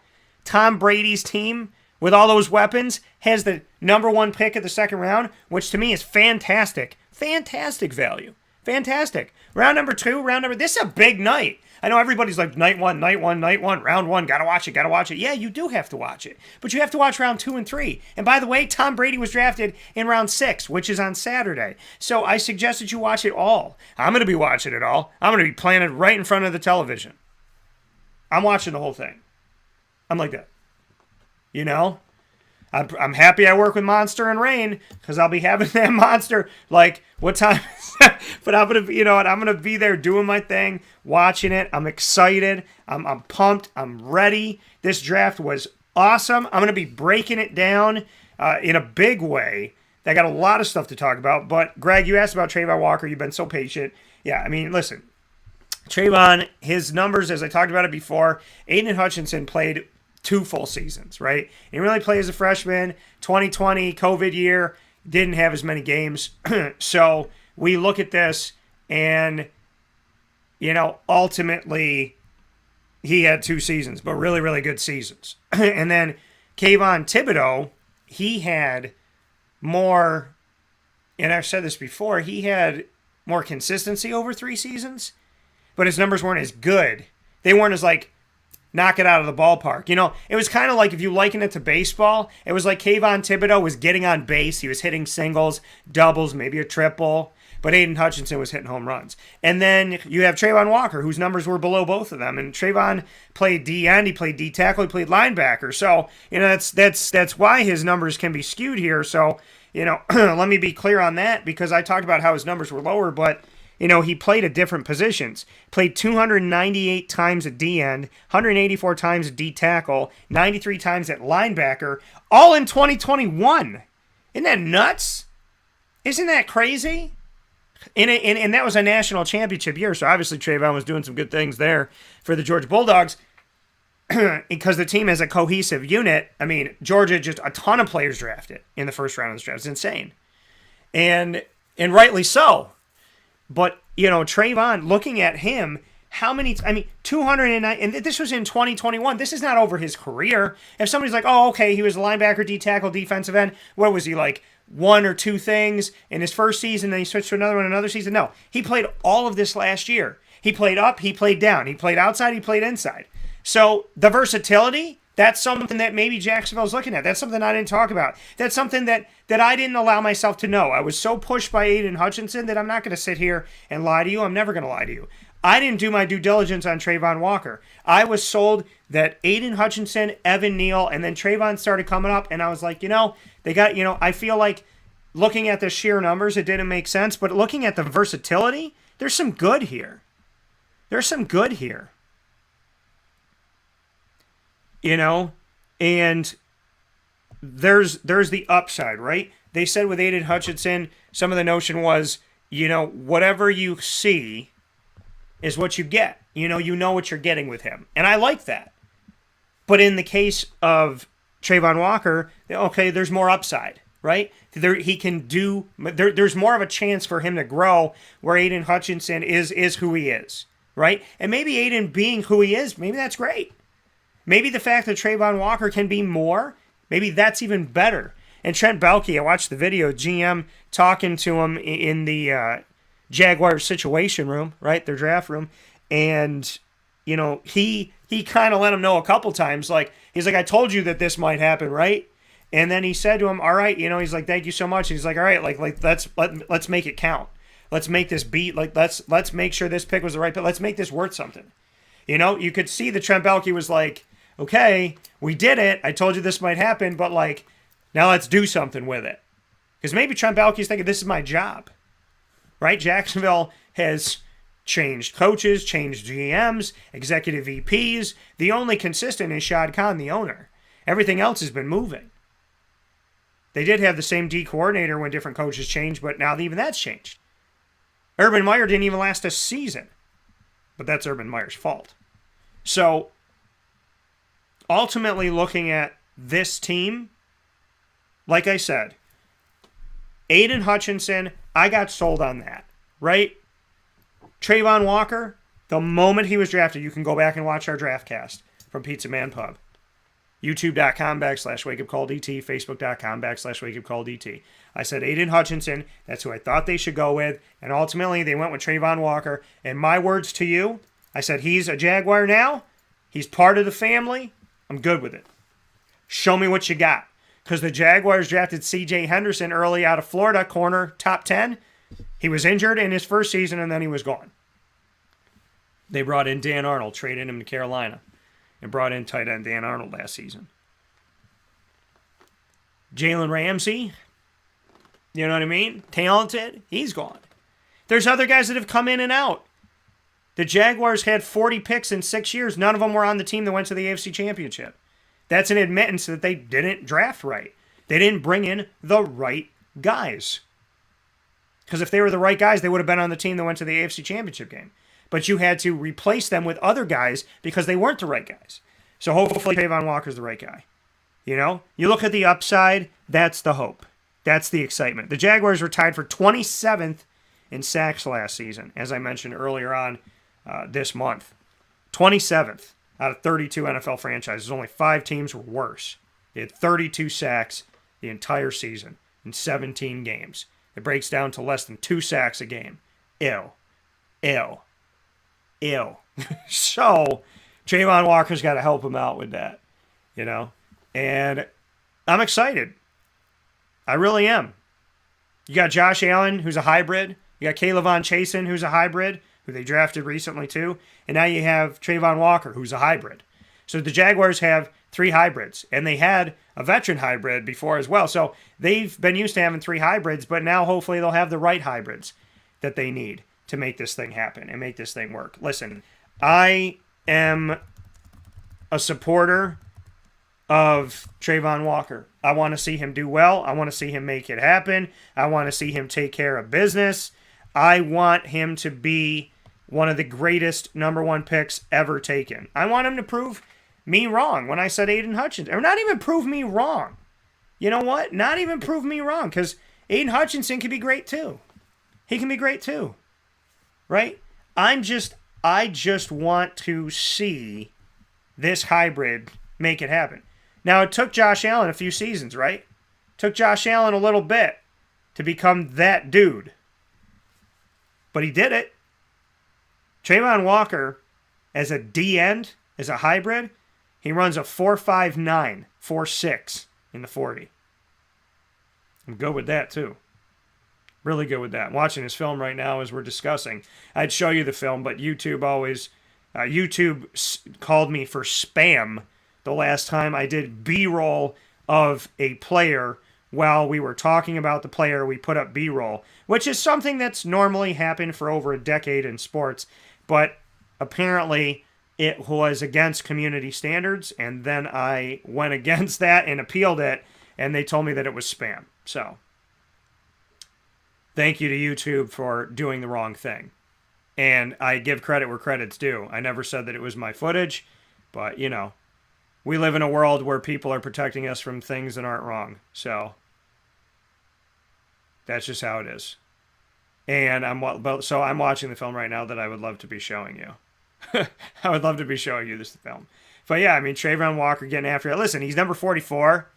Miles Jack was. So does Trayvon immediately take number 44 and give me number 44 back in Jacksonville? Number 44, because I'm a Syracuse kid, will always mean something to me. So if my Jaguars utilize the number, I love that immediately. And I am a big fan of Miles Jack. So now that Miles Jack is gone, if my dude here, Trayvon Walker, wants to wear it, then let him wear number 44. Because somebody's got to wear 44, right? And I'm a big fan of the number, and I'm going to miss Miles Jack. And hopefully Trayvon will help me miss Miles Jack less by making this defense better here for the Jacksonville Jaguars, who went D-end and traded back into the draft to get linebacker off the board, Devin Lloyd out of Utah, which was another good move. I think Nakobe Dean out of Georgia, Trayvon Walker's teammate and player that he won the national championship with. Nakobe Dean, I'm excited about Nakobe Dean, and I have hopes that Nakobe Dean is going to end up getting in this draft. So, or getting in this round, I should say, in round 2. My big hopes for Nakobe Dean that he gets this one. So definitely looking forward to it. So yeah, Greg, listen, I'm excited. I think, to the Lions, they got the true number 1 pick because you get to keep a Michigan guy in Michigan. So that's a great thing. And, am I surprised or not surprised in the Packers not selecting any offensive weapons? I'm surprised because they needed to. I'm not surprised because it's the Packers. And, we saw this nasty-ish divorce with Aaron Rodgers happening publicly where I can't tell you the last time I've seen, I don't know if I've ever seen a quarterback go out public. I don't know if I've ever seen a player go out publicly and say that he doesn't like some of the decisions that the organization he plays for has made, and then he specifically names off 9 players. I don't like that we got rid of this guy, this guy, this guy, this guy, this guy, and then within 3 days, Randall Cobb was one of the guys he mentioned, and then the Packers were like, we're going to bring back Randall Cobb. We think it's a good move. I'm like, no, y'all are reeling because homeboy just talked about your marriage in public. So, all that goes down. You don't know what's going to happen with Aaron Rodgers. Then you sign him for $50 million. Then, after signing him for $50 million,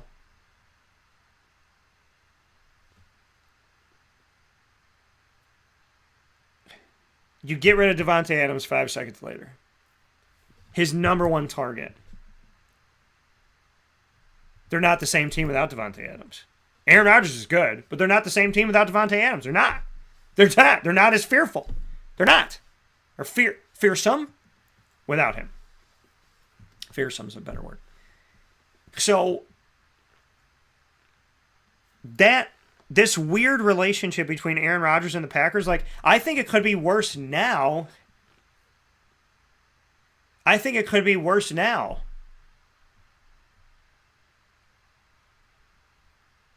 Honestly,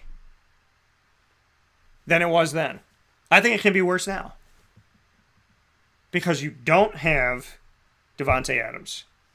You don't have Marquez Valdes-Scantling, who didn't produce as much, but he was somebody that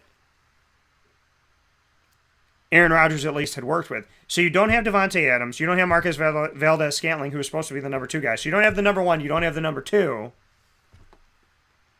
You trade up you're in the draft and you see a run on receivers, you don't take any. And then you end the first round and you don't go after any receivers. You don't go after any receivers. So you got nobody and you're not planning on getting anybody. I mean, what is this? Is this like a, who's what is bigger in the locker room? Is that what this is? Is this the Packers saying, we don't love you, but you can't leave? I think Jeff said it well. He's like, the Packers and Aaron Rodgers are like that couple that fights in public, but then can't keep their hands off each other in private. Screaming at each other. You think they hate each other. And then they're making out in the car. Calling each other terrible names while they're ripping each other's clothes off. That's what it feels like. Now Allen Lazard's the number 1 guy. Shout out to my dude, Allen Lazard. So happy that I got his rookie card. I think I got his autographed rookie card. And Allen Lazard was on the Jaguars, and then he was on the Jaguars practice squad, and then he ended up going to Green Bay, and then Aaron Rodgers publicly talked about how he liked Allen Lazard, and Allen Lazard's the number 1 guy now. They have Sammy Watkins, who's been a journeyman. They have Randall Cobb still there. They have Amari Rodgers, who I covered at Clemson. So we'll see. Allen Lazard wears my grandfather's number 13. My grandfather, Pop Cavino, a Packer fan, and a fan of the number 13. So Allen Lazard, I feel like, has been sent. That's like a sign for me to kind of pay attention to. Like, Grandpa, should that be the guy? Are you telling us something here? And he goes from practice squad to number 1 guy. So, but they haven't made any moves. Look at the draft. You know, can we go back and look at this draft? Your first 5 picks, as I told you, first 5 picks were defense. First 5 picks were defense. Next 5 picks were offense. Then it went crazy on offense, stayed with offense. Right? Atlanta Falcons took who I thought they would, Drake London out of USC. So did Mike Sofka. Shout out to Mike. He got me on the Drake London thing. Number 8 to the Falcons. Number 10, I called this one too. Garrett Wilson, wide receiver to the Jets out of Ohio State. Then New Orleans trades up, gets Chris Olave out of Ohio State, which I thought was going to go to the Commanders at the same pick. So I had Chris Olave going at that pick, so I had that pick right. Just another team traded up to get him because the New Orleans Saints needed a quarterback or a wide receiver. They get Chris Olave. Then the Detroit Lions trade up from 32 to 12, and they get Jamison Williams, wide receiver out of Alabama. So you're sitting here going, okay, what are the Packers going to do? What are the Packers going to do? Washington Commanders, right around where I thought the Eagles would do it. But the Eagles traded their pick. They got Jahan Dotson for the Commanders, wide receiver out of Penn State. So then I'm sitting here going, okay, who's going to do it? Then the Tennessee Titans make a trade, and they get 18th for the Eagles' other pick. They get Treylon Burks, wide receiver out of Arkansas. Then I'm saying, okay, well, now it's New Orleans. Now it's their pick. They have to, right? They have to take a wide receiver because there's so many wide receivers off the board. Look at how many wide receivers are off the board. You got Treylon Burks, Jahan Dotson, once again. Jamison Williams, that's 3. Chris Olave, 4. Garrett Wilson, 5. And then number 6, you have Drake London. So you got 6 wide receivers off the board. You desperately need a wide receiver. You know that your golden child, Aaron Rodgers, has talked about it publicly. He has talked about receivers in practice not doing what they're supposed to be doing. He's talked about the fact that he doesn't like decisions you've made. You haven't drafted a wide receiver in multiple seasons in the beginning of the draft. You have an opportunity to do it again, to write it again. You just signed him to a contract, and if you get a rookie, you don't have to pay as much because you paid him $50 million. Do what the Tennessee Titans are doing, right? Oh, that guy's good. We'll keep him for a few years. Then we'll shed him and we'll go get a rookie and pay. We paid A.J. Brown a little bit of money. We don't have to worry about his big contract. We shipped him to Philly. They got to pay the contract now. Now we have Treylon Burks for a little bit of money. And I mean, the Packers could have saved money and still gotten somebody, and they don't do it. They get, and not that I'm upset with their pick. Listen, I had this guy in some of my mock drafts going in the first round. A little bit later, I had him going ultimately to Cincinnati. But Trevor Penning, offensive tackle, big fan of his is Al Romano, Northern Iowa. And so Trevor Penning going to the Saints at number 19 overall. Al Romano, Jeff Cook, and myself, we all talked about Trevor Penning yesterday during our draft cast at Pizza Man in Baldwinsville on 50 Oswego Street in Baldwinsville, New York. So the New Orleans pick, New Orleans picks New Orleans picks Trevor Penning. I'm talking about the Green Bay Packers. I got myself on here.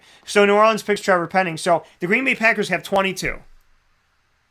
I just gave a shameless plug to Trevor Penning because I lost my mind there for a second. So the Packers, they got a chance. 6 wide receivers taken. 6 wide receivers taken. 6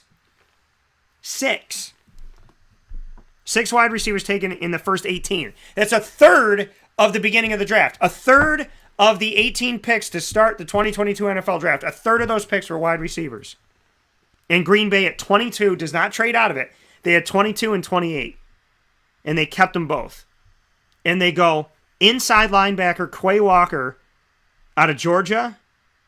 And at 28, they go Devontae Wyatt, defensive tackle out of Georgia. They take teammates, put them on the team to bolster up the defense, which I'm fine with because the Packers need to get a defense. They haven't had a scary defense in a long time. So I'm okay with that. But what I'm not okay with is your quarterback needs receivers, and you didn't give it to him, and you didn't give it to him, and you didn't give it to him, and you got rid of Devontae Adams, and you're not giving it to him now. Yes, this draft is deep in receiver, but Green Bay must be really thinking that it's very, very, very deep. They must think that it's incredibly deep. And here's the thing. I think their next pick, they're not going to go with it. They're not going to go with a wide receiver. They're just going to keep messing with this poor guy. You know, I shouldn't call Aaron Rodgers poor, though. He makes $50 million a year. But you know what I mean. But, to me, you have to eventually go for wide receiver, right? Wouldn't you think? Eventually they got to go to wide receiver? So their next pick, for the Green Bay Packers, unless they trade, their next pick is 53. 53. right? It's in the middle of the second round. 53. Then they pick again at 59. And then, so they have 53 and 59, unless they trade up. That's what they have in the second round. Crazy. Crazy. Crazy what we're looking at right now. So we look at the wide receivers that may still be out there for the Green Bay Packers to go pick up here, go snatch, right? And seeing where they can go. Bunch of Ohio State guys, Alabama gone, right? These big time names are gone. So now, but the guy that I thought they were going to take with 28 overall, Christian Watson's still there from North Dakota State. Hal's from Tampa, I believe. Christian Watson still there. Good numbers. Tall guy, 6'5". Big fan. You know, looking up Christian Watson, looking at what he's done. So maybe they think he's going to fall to them. Maybe they need to trade up. But I mean, at some point, Green Bay's got to take a wide receiver, right? So to answer your question, Greg, am I surprised? No, because it's Green Bay. Yes, because they need it. He's from Tampa and he is 6'5". So, in my mind, why don't you go for a Christian Watson at this point? You know? You could go for a Christian Watson. Man's done a bunch of different things here. And they got to do something. He's run the ball and he's caught the ball at North Dakota State. He's a dual threat guy. Double threat guy. You know, from Jim Carrey's Liar Liar. One of my favorite movies, if not my favorite movie. So, I don't know what the Packers are thinking. I don't think that Aaron Rodgers knows what the Packers are thinking. But, you know, it's kind of like Aaron's fault, though, right? Because, like, if they didn't do what you wanted them to do before, it's, okay, again, it's staying in the relationship, knowing what the relationship is. You know what the relationship is. You know what it's about, right? You know what it is. But he stays. And the thing is, if you want to win a championship, Rodgers, why are you taking $50 million? What do you think, you're going to play all 53 positions by yourself? Don't be that greedy. You can't win a championship bringing in veteran guys when they're paying you that type of bread. Look at Pat Mahomes. Tyreek Hill's gone. You know, so they gotta go get somebody else to fill that because they're not going to pay that contract. Miami paid that contract because you're paying Pat Mahomes. And eventually you're going to have to maybe pay Clyde Edwards-Helaire, depending on how he does. He's been up and down and he's been hurt out of LSU. And then you got to figure out, what are you doing, Travis Kelce out of Cincinnati? What up? But, you know, Kansas City's got to figure that out too. When you pay one guy a ton of money, you don't have it for, I mean, with any sport. Look at basketball, right? You pay LeBron James, you pay Dwayne Wade, you pay Chris Bosh. Then everybody else is interchangeable, right? You're going to mix and match. All those everybody else is a role player. Even 2 players on your starting 5 are a role player when you're in a situation like that. They're all role players. It's just get those 3 guys the ball. Get Dwayne the ball, get Bosh the ball, get LeBron the ball. That was all their job was, get him the ball. Mike Miller, you can shoot, maybe. If you make it, good. But LeBron might still stare you down like, bro, why'd you take that? That's my shot. You know what I mean? They're role players. Because when you pay a ton of money, you don't have the money to spend to go out and get these guys that are maybe up and coming. You know, guys that are superstars, could be superstars. If I'm Aaron Rodgers, look at what Tom Brady did. He's making that bank now, but he wasn't making that bank before. He won multiple championships with the New England Patriots, not asking for an ungodly amount of money. Like, Aaron, you're good. You're good, bro. You're good. You are. But you stayed on a team that has already proven to you that they don't give you weapons. They don't give you weapons. And if they give them to you, they take it away. But you're still there. So that's on you now, right?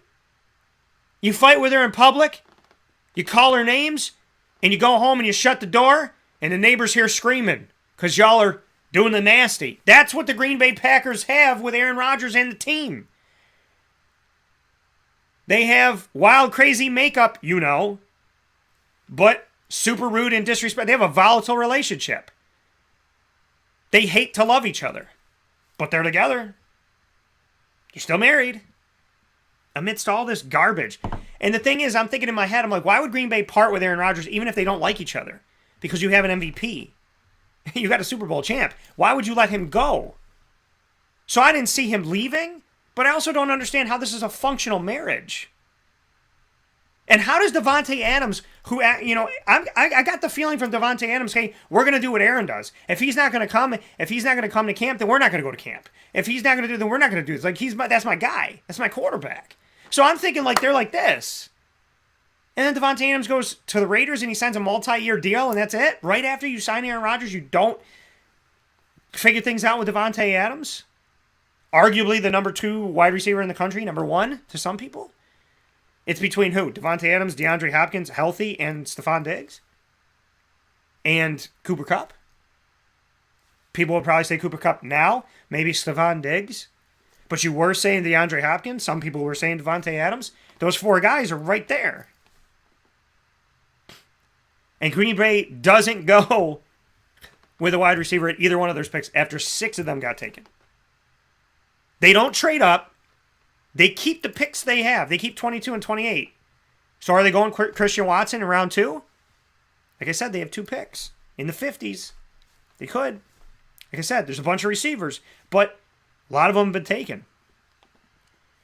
Greg said, I love Breece Hall and think he will be a fantasy stud running back. He is most likely being selected in the second round here. Where do you think he's going to land? That's a great question, Greg. I thought he was perfect for Buffalo.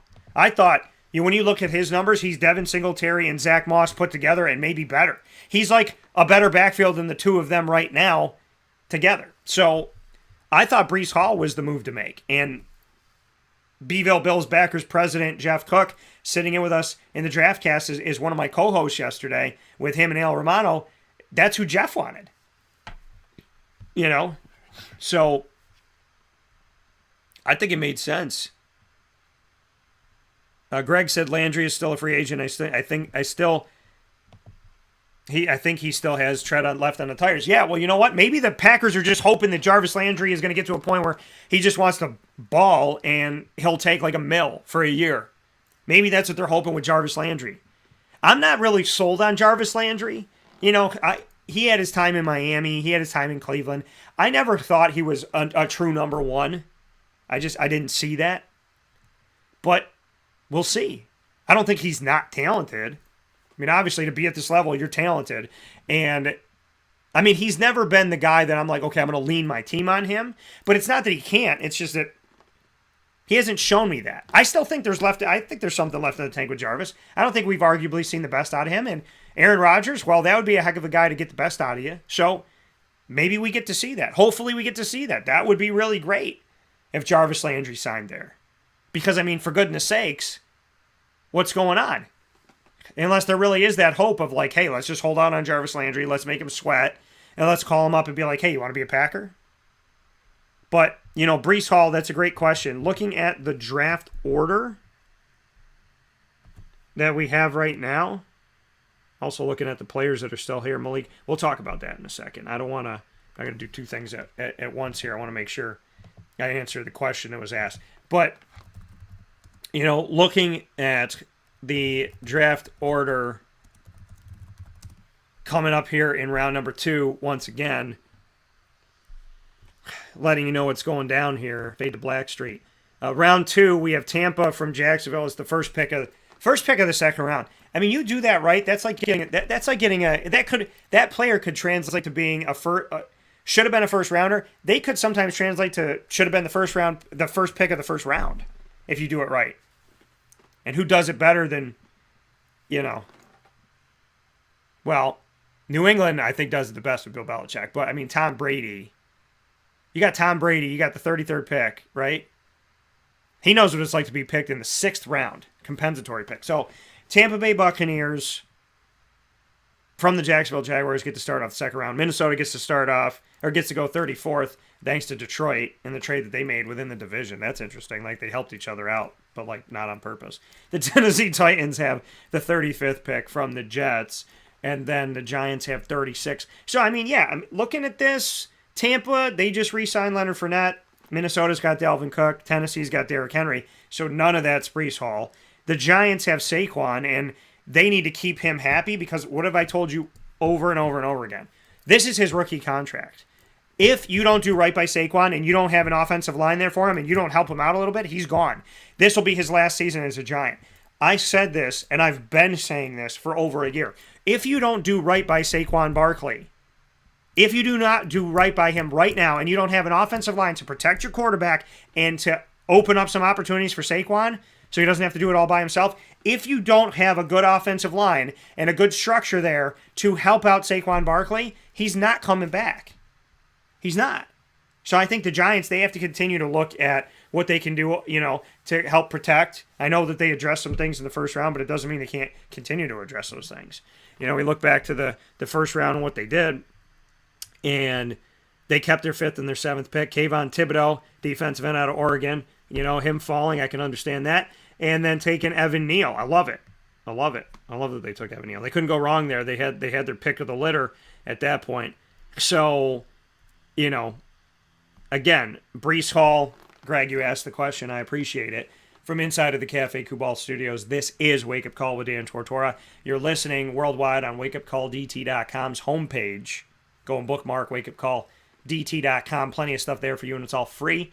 And, of course, you can go to mixlr.com/wakeupcalldt for our live streaming radio anywhere. You could download the MixLR app, which stands for Mix Live Radio. You could take the MixLR app, and you can search Wake Up Call DT, one word, and you'll find us there. You can listen to us all the time. And if you click follow on the MixLR app, or if you go to mixlr.com/wakeupcalldt, and you click follow on our Wake Up Call DT channel, we will email you every time we go live. So as soon as the live feed hits, you get sent an email that says Wake Up Call is live. Click to listen. That's all you have to do. You literally don't have to do anything but look at your phone, open up your email, and say yes. That's it. That's all you got to do. So make sure you become a member today. Thanks to the plenty of members that we have. Appreciate you all so very much. And, of course, you're watching on youtube.com and facebook.com, both /WakeUpCallDT, and on facebook.com /LiveNowDT. So, Greg, Breece Hall, not Tampa, not Minnesota, not Tennessee, not the Giants, because they have Saquon. Houston, maybe. Maybe Houston. Maybe the New York Jets. Because remember, the Jets didn't get Travis Etienne Jr. So, maybe Houston, maybe the New York Jets, maybe Chicago. Seattle needs it too, and so Seattle's got the 40th and 41st pick. So I don't think it's going to happen between picks 33 to 36, the first 4 picks of the second round. But I think Houston, the Jets, the Bears, the Seahawks, any one of those teams can make a play for them. And then you got the Falcons at 43. And they'd be stupid not to take them because the Falcons need help everywhere, literally everywhere. So I would like to hope that Breece Hall at Iowa State, his numbers are sick. They're insane. I shared them yesterday. They're absolutely insane. Over 1,400 yards rushing, over 200 carries in the last 2 seasons, each of the seasons. Over 200 carries, over 1,400 yards in both of the last 2 seasons. Average, I believe, over 5.6 and 5.8 yards per carry, 2020 and 2021 respectively. And on top of all that, he catches the ball in the backfield. 20-plus catches in 2020, and in 2021 had over 30 catches. It's insane. It's insane. He should have been a Bill. Maybe the Bills will trade up. We'll see. My Jaguars do not have a pick in the second round because they gave it up. However, they have 2 in the third. A 65th to start the third, and a 70th. So they'll be picking twice tonight in round number 3. I don't believe they pick a third time unless they move in. No. And the compensatory selections have been given to the Lions, the Commanders, the Browns, the Cardinals, the Jets, the Dolphins, the Chiefs, the Rams, and the Niners. Those are picks 97 through 105, which are all in round 3. So some compensatory picks coming in here. So we'll see. My guy Nate Hackett, who you heard from a little bit earlier here on today's broadcast, his Denver Broncos did not have a single pick in the first round. Their first pick of the 2022 NFL draft is the last pick of the second round. So they watch the whole first round, and they will, unless they trade, be watching the entire second round until they pick 64th overall at the end of the second round, and that pick comes from the Los Angeles Rams. And then the Denver Broncos will pick 75th, which is at the earlier side of the third round. They will pick 75th. And then they'll pick 96th from the Rams as well. So they got 3 picks tonight. So Nate Hackett, for the first time ever as a head coach, will be in the Situation Room with 3 picks tonight unless Denver makes any more moves. So I'm excited. I want to talk about best available. So let's go to that. Let's go to best available guys here that are out there. Malik Willis, quarterback, Liberty. People want to know. I'm sure y'all are thinking, Dan, where's he going to go? Well, Malik Willis is not going to go to Tampa. They have Kyle Trask from Florida as a potential starter when Tom Brady hangs it up when he's 87 years old. Minnesota, they have Kirk Cousins. Could be, to the future. Tennessee Titans, how long are they going to stick on Ryan Tannehill? But the Giants did not take the option on Daniel Jones. And the Giants have the 36th overall pick. I think Malik Willis could go to the Giants at 36. I believe they have Davis Mills with the Texans, but still enticing to the Texans at 37. You have the Seahawks at 40 and 41. I think by the 41st pick, Malik Willis will be off the board. And if you want me to tell you what my gut's thinking right now, I think he's going to Seattle. That's where I see him shaking out. As of right now. Nakobe Dean, I mentioned him, linebacker out of Georgia. My dude's still there. Potentially a first-round talent going in the second round. Also, Andrew Booth Jr. from Clemson, the corner. Another guy, first-round talent going in the second round. I think Desmond Ridder has a shot to go in the second round. And Matt Corral as well. I think, looking at the draft right now, I think Malik Willis will go to the Seahawks. So then you got the Colts, you got the Falcons. Falcons at 43. Matt Corral, Desmond Ridder. Could see a Desmond Ridder to the Falcons there. Could also see a Desmond Ridder to the Lions at 46. Could also see a Matt Corral to the Washington Commanders at 47. So, because Carson Wentz keeps bouncing around, but he's got to stay healthy. So we shall see. All I know is that I had the best time ever. I had the most fun I've ever had at a draft. Besides actually being at the draft in New York City a few years back. I had the best time of my life. Besides that moment, best time of my life when it comes to the draft was last night with Al Romano and Jeff Cook. These gentlemen were on point. Their selections, their prognostication, their information, their attention to detail, their ability to talk about really anything. They made the show. I mean, there was not a single lead in that show and then ancillary people. It was a one, and a one. And I had such a great time with those guys. And, I did. I had so much fun. It was really beautiful. And I cannot thank them enough. It was fun. It was a lot. It was very exciting. Make sure you go back and watch it for sure. You don't want to miss the episode. So with that being said, Wake Up Call with Dan Tortora. Here with you every Monday through Friday from 9 a.m. to 11 a.m. Eastern Time, where sports meets that thing called life on mixlr.com, facebook.com, and youtube.com, all /WakeUpCallDT, facebook.com /LiveNowDT, and on wakeupcalldt.com's homepage. Once we go live, you can check us out in the archive. Search Wake Up Call with Dan Tortora, or one word, Wake Up Call DT, on Stitcher, Spotify, TuneIn, iHeartRadio, Podbean, MixLR, YouTube, iTunes, and Apple Podcasts, and now on Amazon Music and Audible. You can also ask Alexa or your Google Dot, I believe, to play the latest episode of Wake Up Call with Dan Tortora, and they will do that for you as well. I know Alexa will. And I believe I tested out the Google one, so you should be able to do that. Thanks to our Central and Upstate New York partners and beyond, Cafe Kubal, Carvel DeWitt, the Wildcat Sports Pub. Wow. PB&J's, I felt the need. PB&J's Lunchbox, Canine Camp, Dog Daycare, Avicoli's, Ma and Pa's Kettle Corn and Popcorn Factory. Order from anywhere. Get your popcorn ready at Ma and Pa's Popcorn.com. You can also go to Canine Kampground, Dog Boarding, Honda City of Liverpool, Millhouse Market, Pizza Man, Chick-fil-A Cicero, and Chick-fil-A Clay, Victory Sports Medicine and Orthopedics, and Mother's Cupboard. Wake Up Call with Dan Tortora is also the proud multimedia marketing partner of your...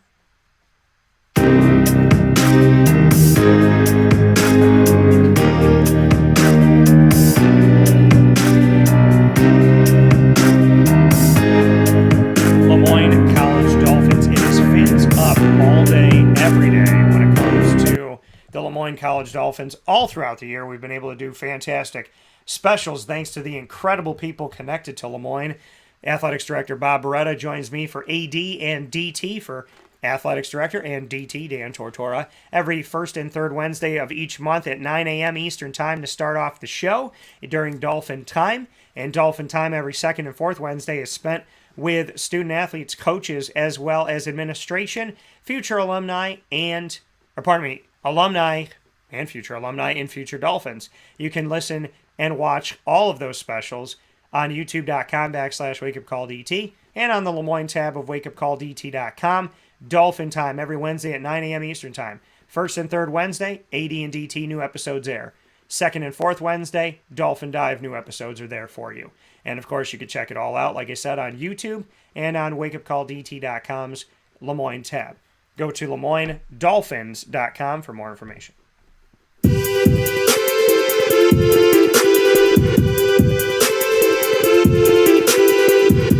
The Marywood University Pacers, my alma mater, Marywood University, the proud exclusive multimedia marketing partner as well of Wake Up Call with Dan Tortora. You could find your Pacers every Friday, and you're saying, well, Dan, where do they go this Friday?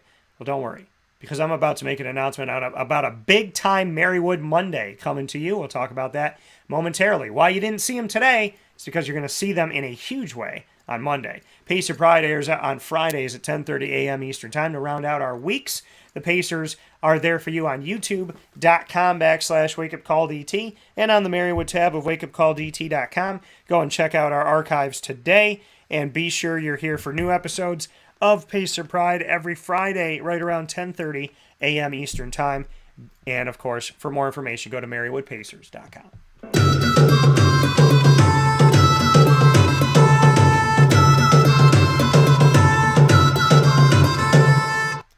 The Bryan and Stratton College Bobcats of Syracuse are also exclusive multimedia marketing partners here with Wake Up Call with Dan Tortora. Bobcat Buzz comes to you every single month, and we have gotten to do exclusive after exclusive after exclusive. It just keeps happening because the Bobcats are awesome, and they are taking full reins of the opportunity to have unprecedented coverage here on Wake Up Call with Dan Tortora, a spotlight like they've never had before. Yesterday, we got to make the official breaking news announcement. First to do the interview, first to put it on video, first to put it on audio, and first to tell you that the head coach for women's basketball at Bryan and Stratton College of Syracuse is none other than Tate Baker, who played as a student athlete for Dan Fresina on the men's basketball team, and then most recently was an assistant coach for Clay Gagan-Sherman on the women's basketball team. Clay moved to the men's basketball head coaching job, which vacated the women's basketball head coaching opportunity at Bryan and Stratton College here in Syracuse, and Tay Baker, the assistant coach, elevates to head coach and is a head coach for the first time ever. Go back and watch that exclusive with Tay Baker on youtube.com/wakeupcalldt, as well as facebook.com/wakeupcalldt. You can go to the BSC SYR tab on wakeupcalldt.com, bookmark it and keep it for all of our specials with Bryan and Stratton College of Syracuse. And of course, like I said, go to subscribe on youtube.com/wakeupcalldt for more information on your Bobcats. Go to syracuse.bscbobcats.com.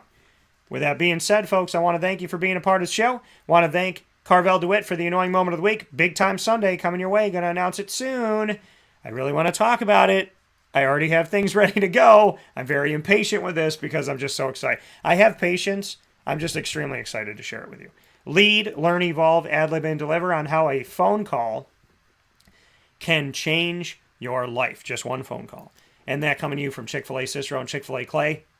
God bless and happy anniversary to Chick-fil-A Clay. Their 1-year anniversary happening this week, and you can be sure I was there for their 1-year anniversary, and I got their new Sunjoy tea. That was fantastic. And got myself some chicken as always and shared some fries with Little Miss Lily. Thank you to Jimmer Sikowski and the entire team, and happy 1-year anniversary to Chick-fil-A Clay on 3974 State Route 31 in Liverpool, New York.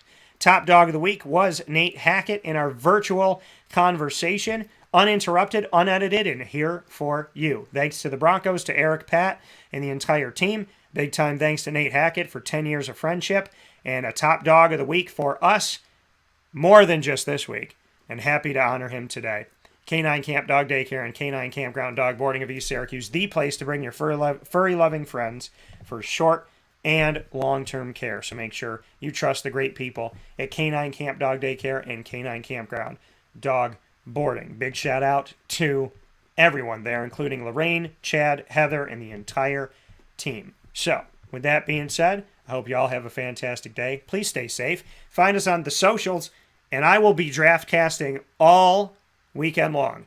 I'm going to be all in it tonight for round 2 and 3, and then rounds 4 through 7. People, they always say, do you know anybody that watches the draft on Saturday? Well, y'all can say that you do, because I proudly watch the draft on Saturday. By the way, a phone call changing your life. I had that video call on WhatsApp with Aaron and Johnny, who asked me if I would be Noah's godfather, and then Noah asked me himself. A phone call can change your life. Godfather and godson, best friends for life. I love you, Noah. Be good, little buddy. I know you got a birthday coming up, so can't wait. Very excited for you, and looking forward to talking with you very soon, my little man. So, I love you. So, with that being said, Facebook at WakeUpCallDT, Twitter at CallDT, Instagram at WakeUpCall_DT. Big shout out to Johnny. You got Aiden Hutchinson. Congrats to my Lions guy. And I hope you all have a great day. Follow me for the draft this weekend. Best way to know when everything's going to happen is by being with us on Facebook at WakeUpCallDT, Twitter at CallDT, and Instagram at WakeUpCall_DT. For now, from the Cafe Kubal Studios, I say God bless, no stress, do your best. We'll talk soon. Have a great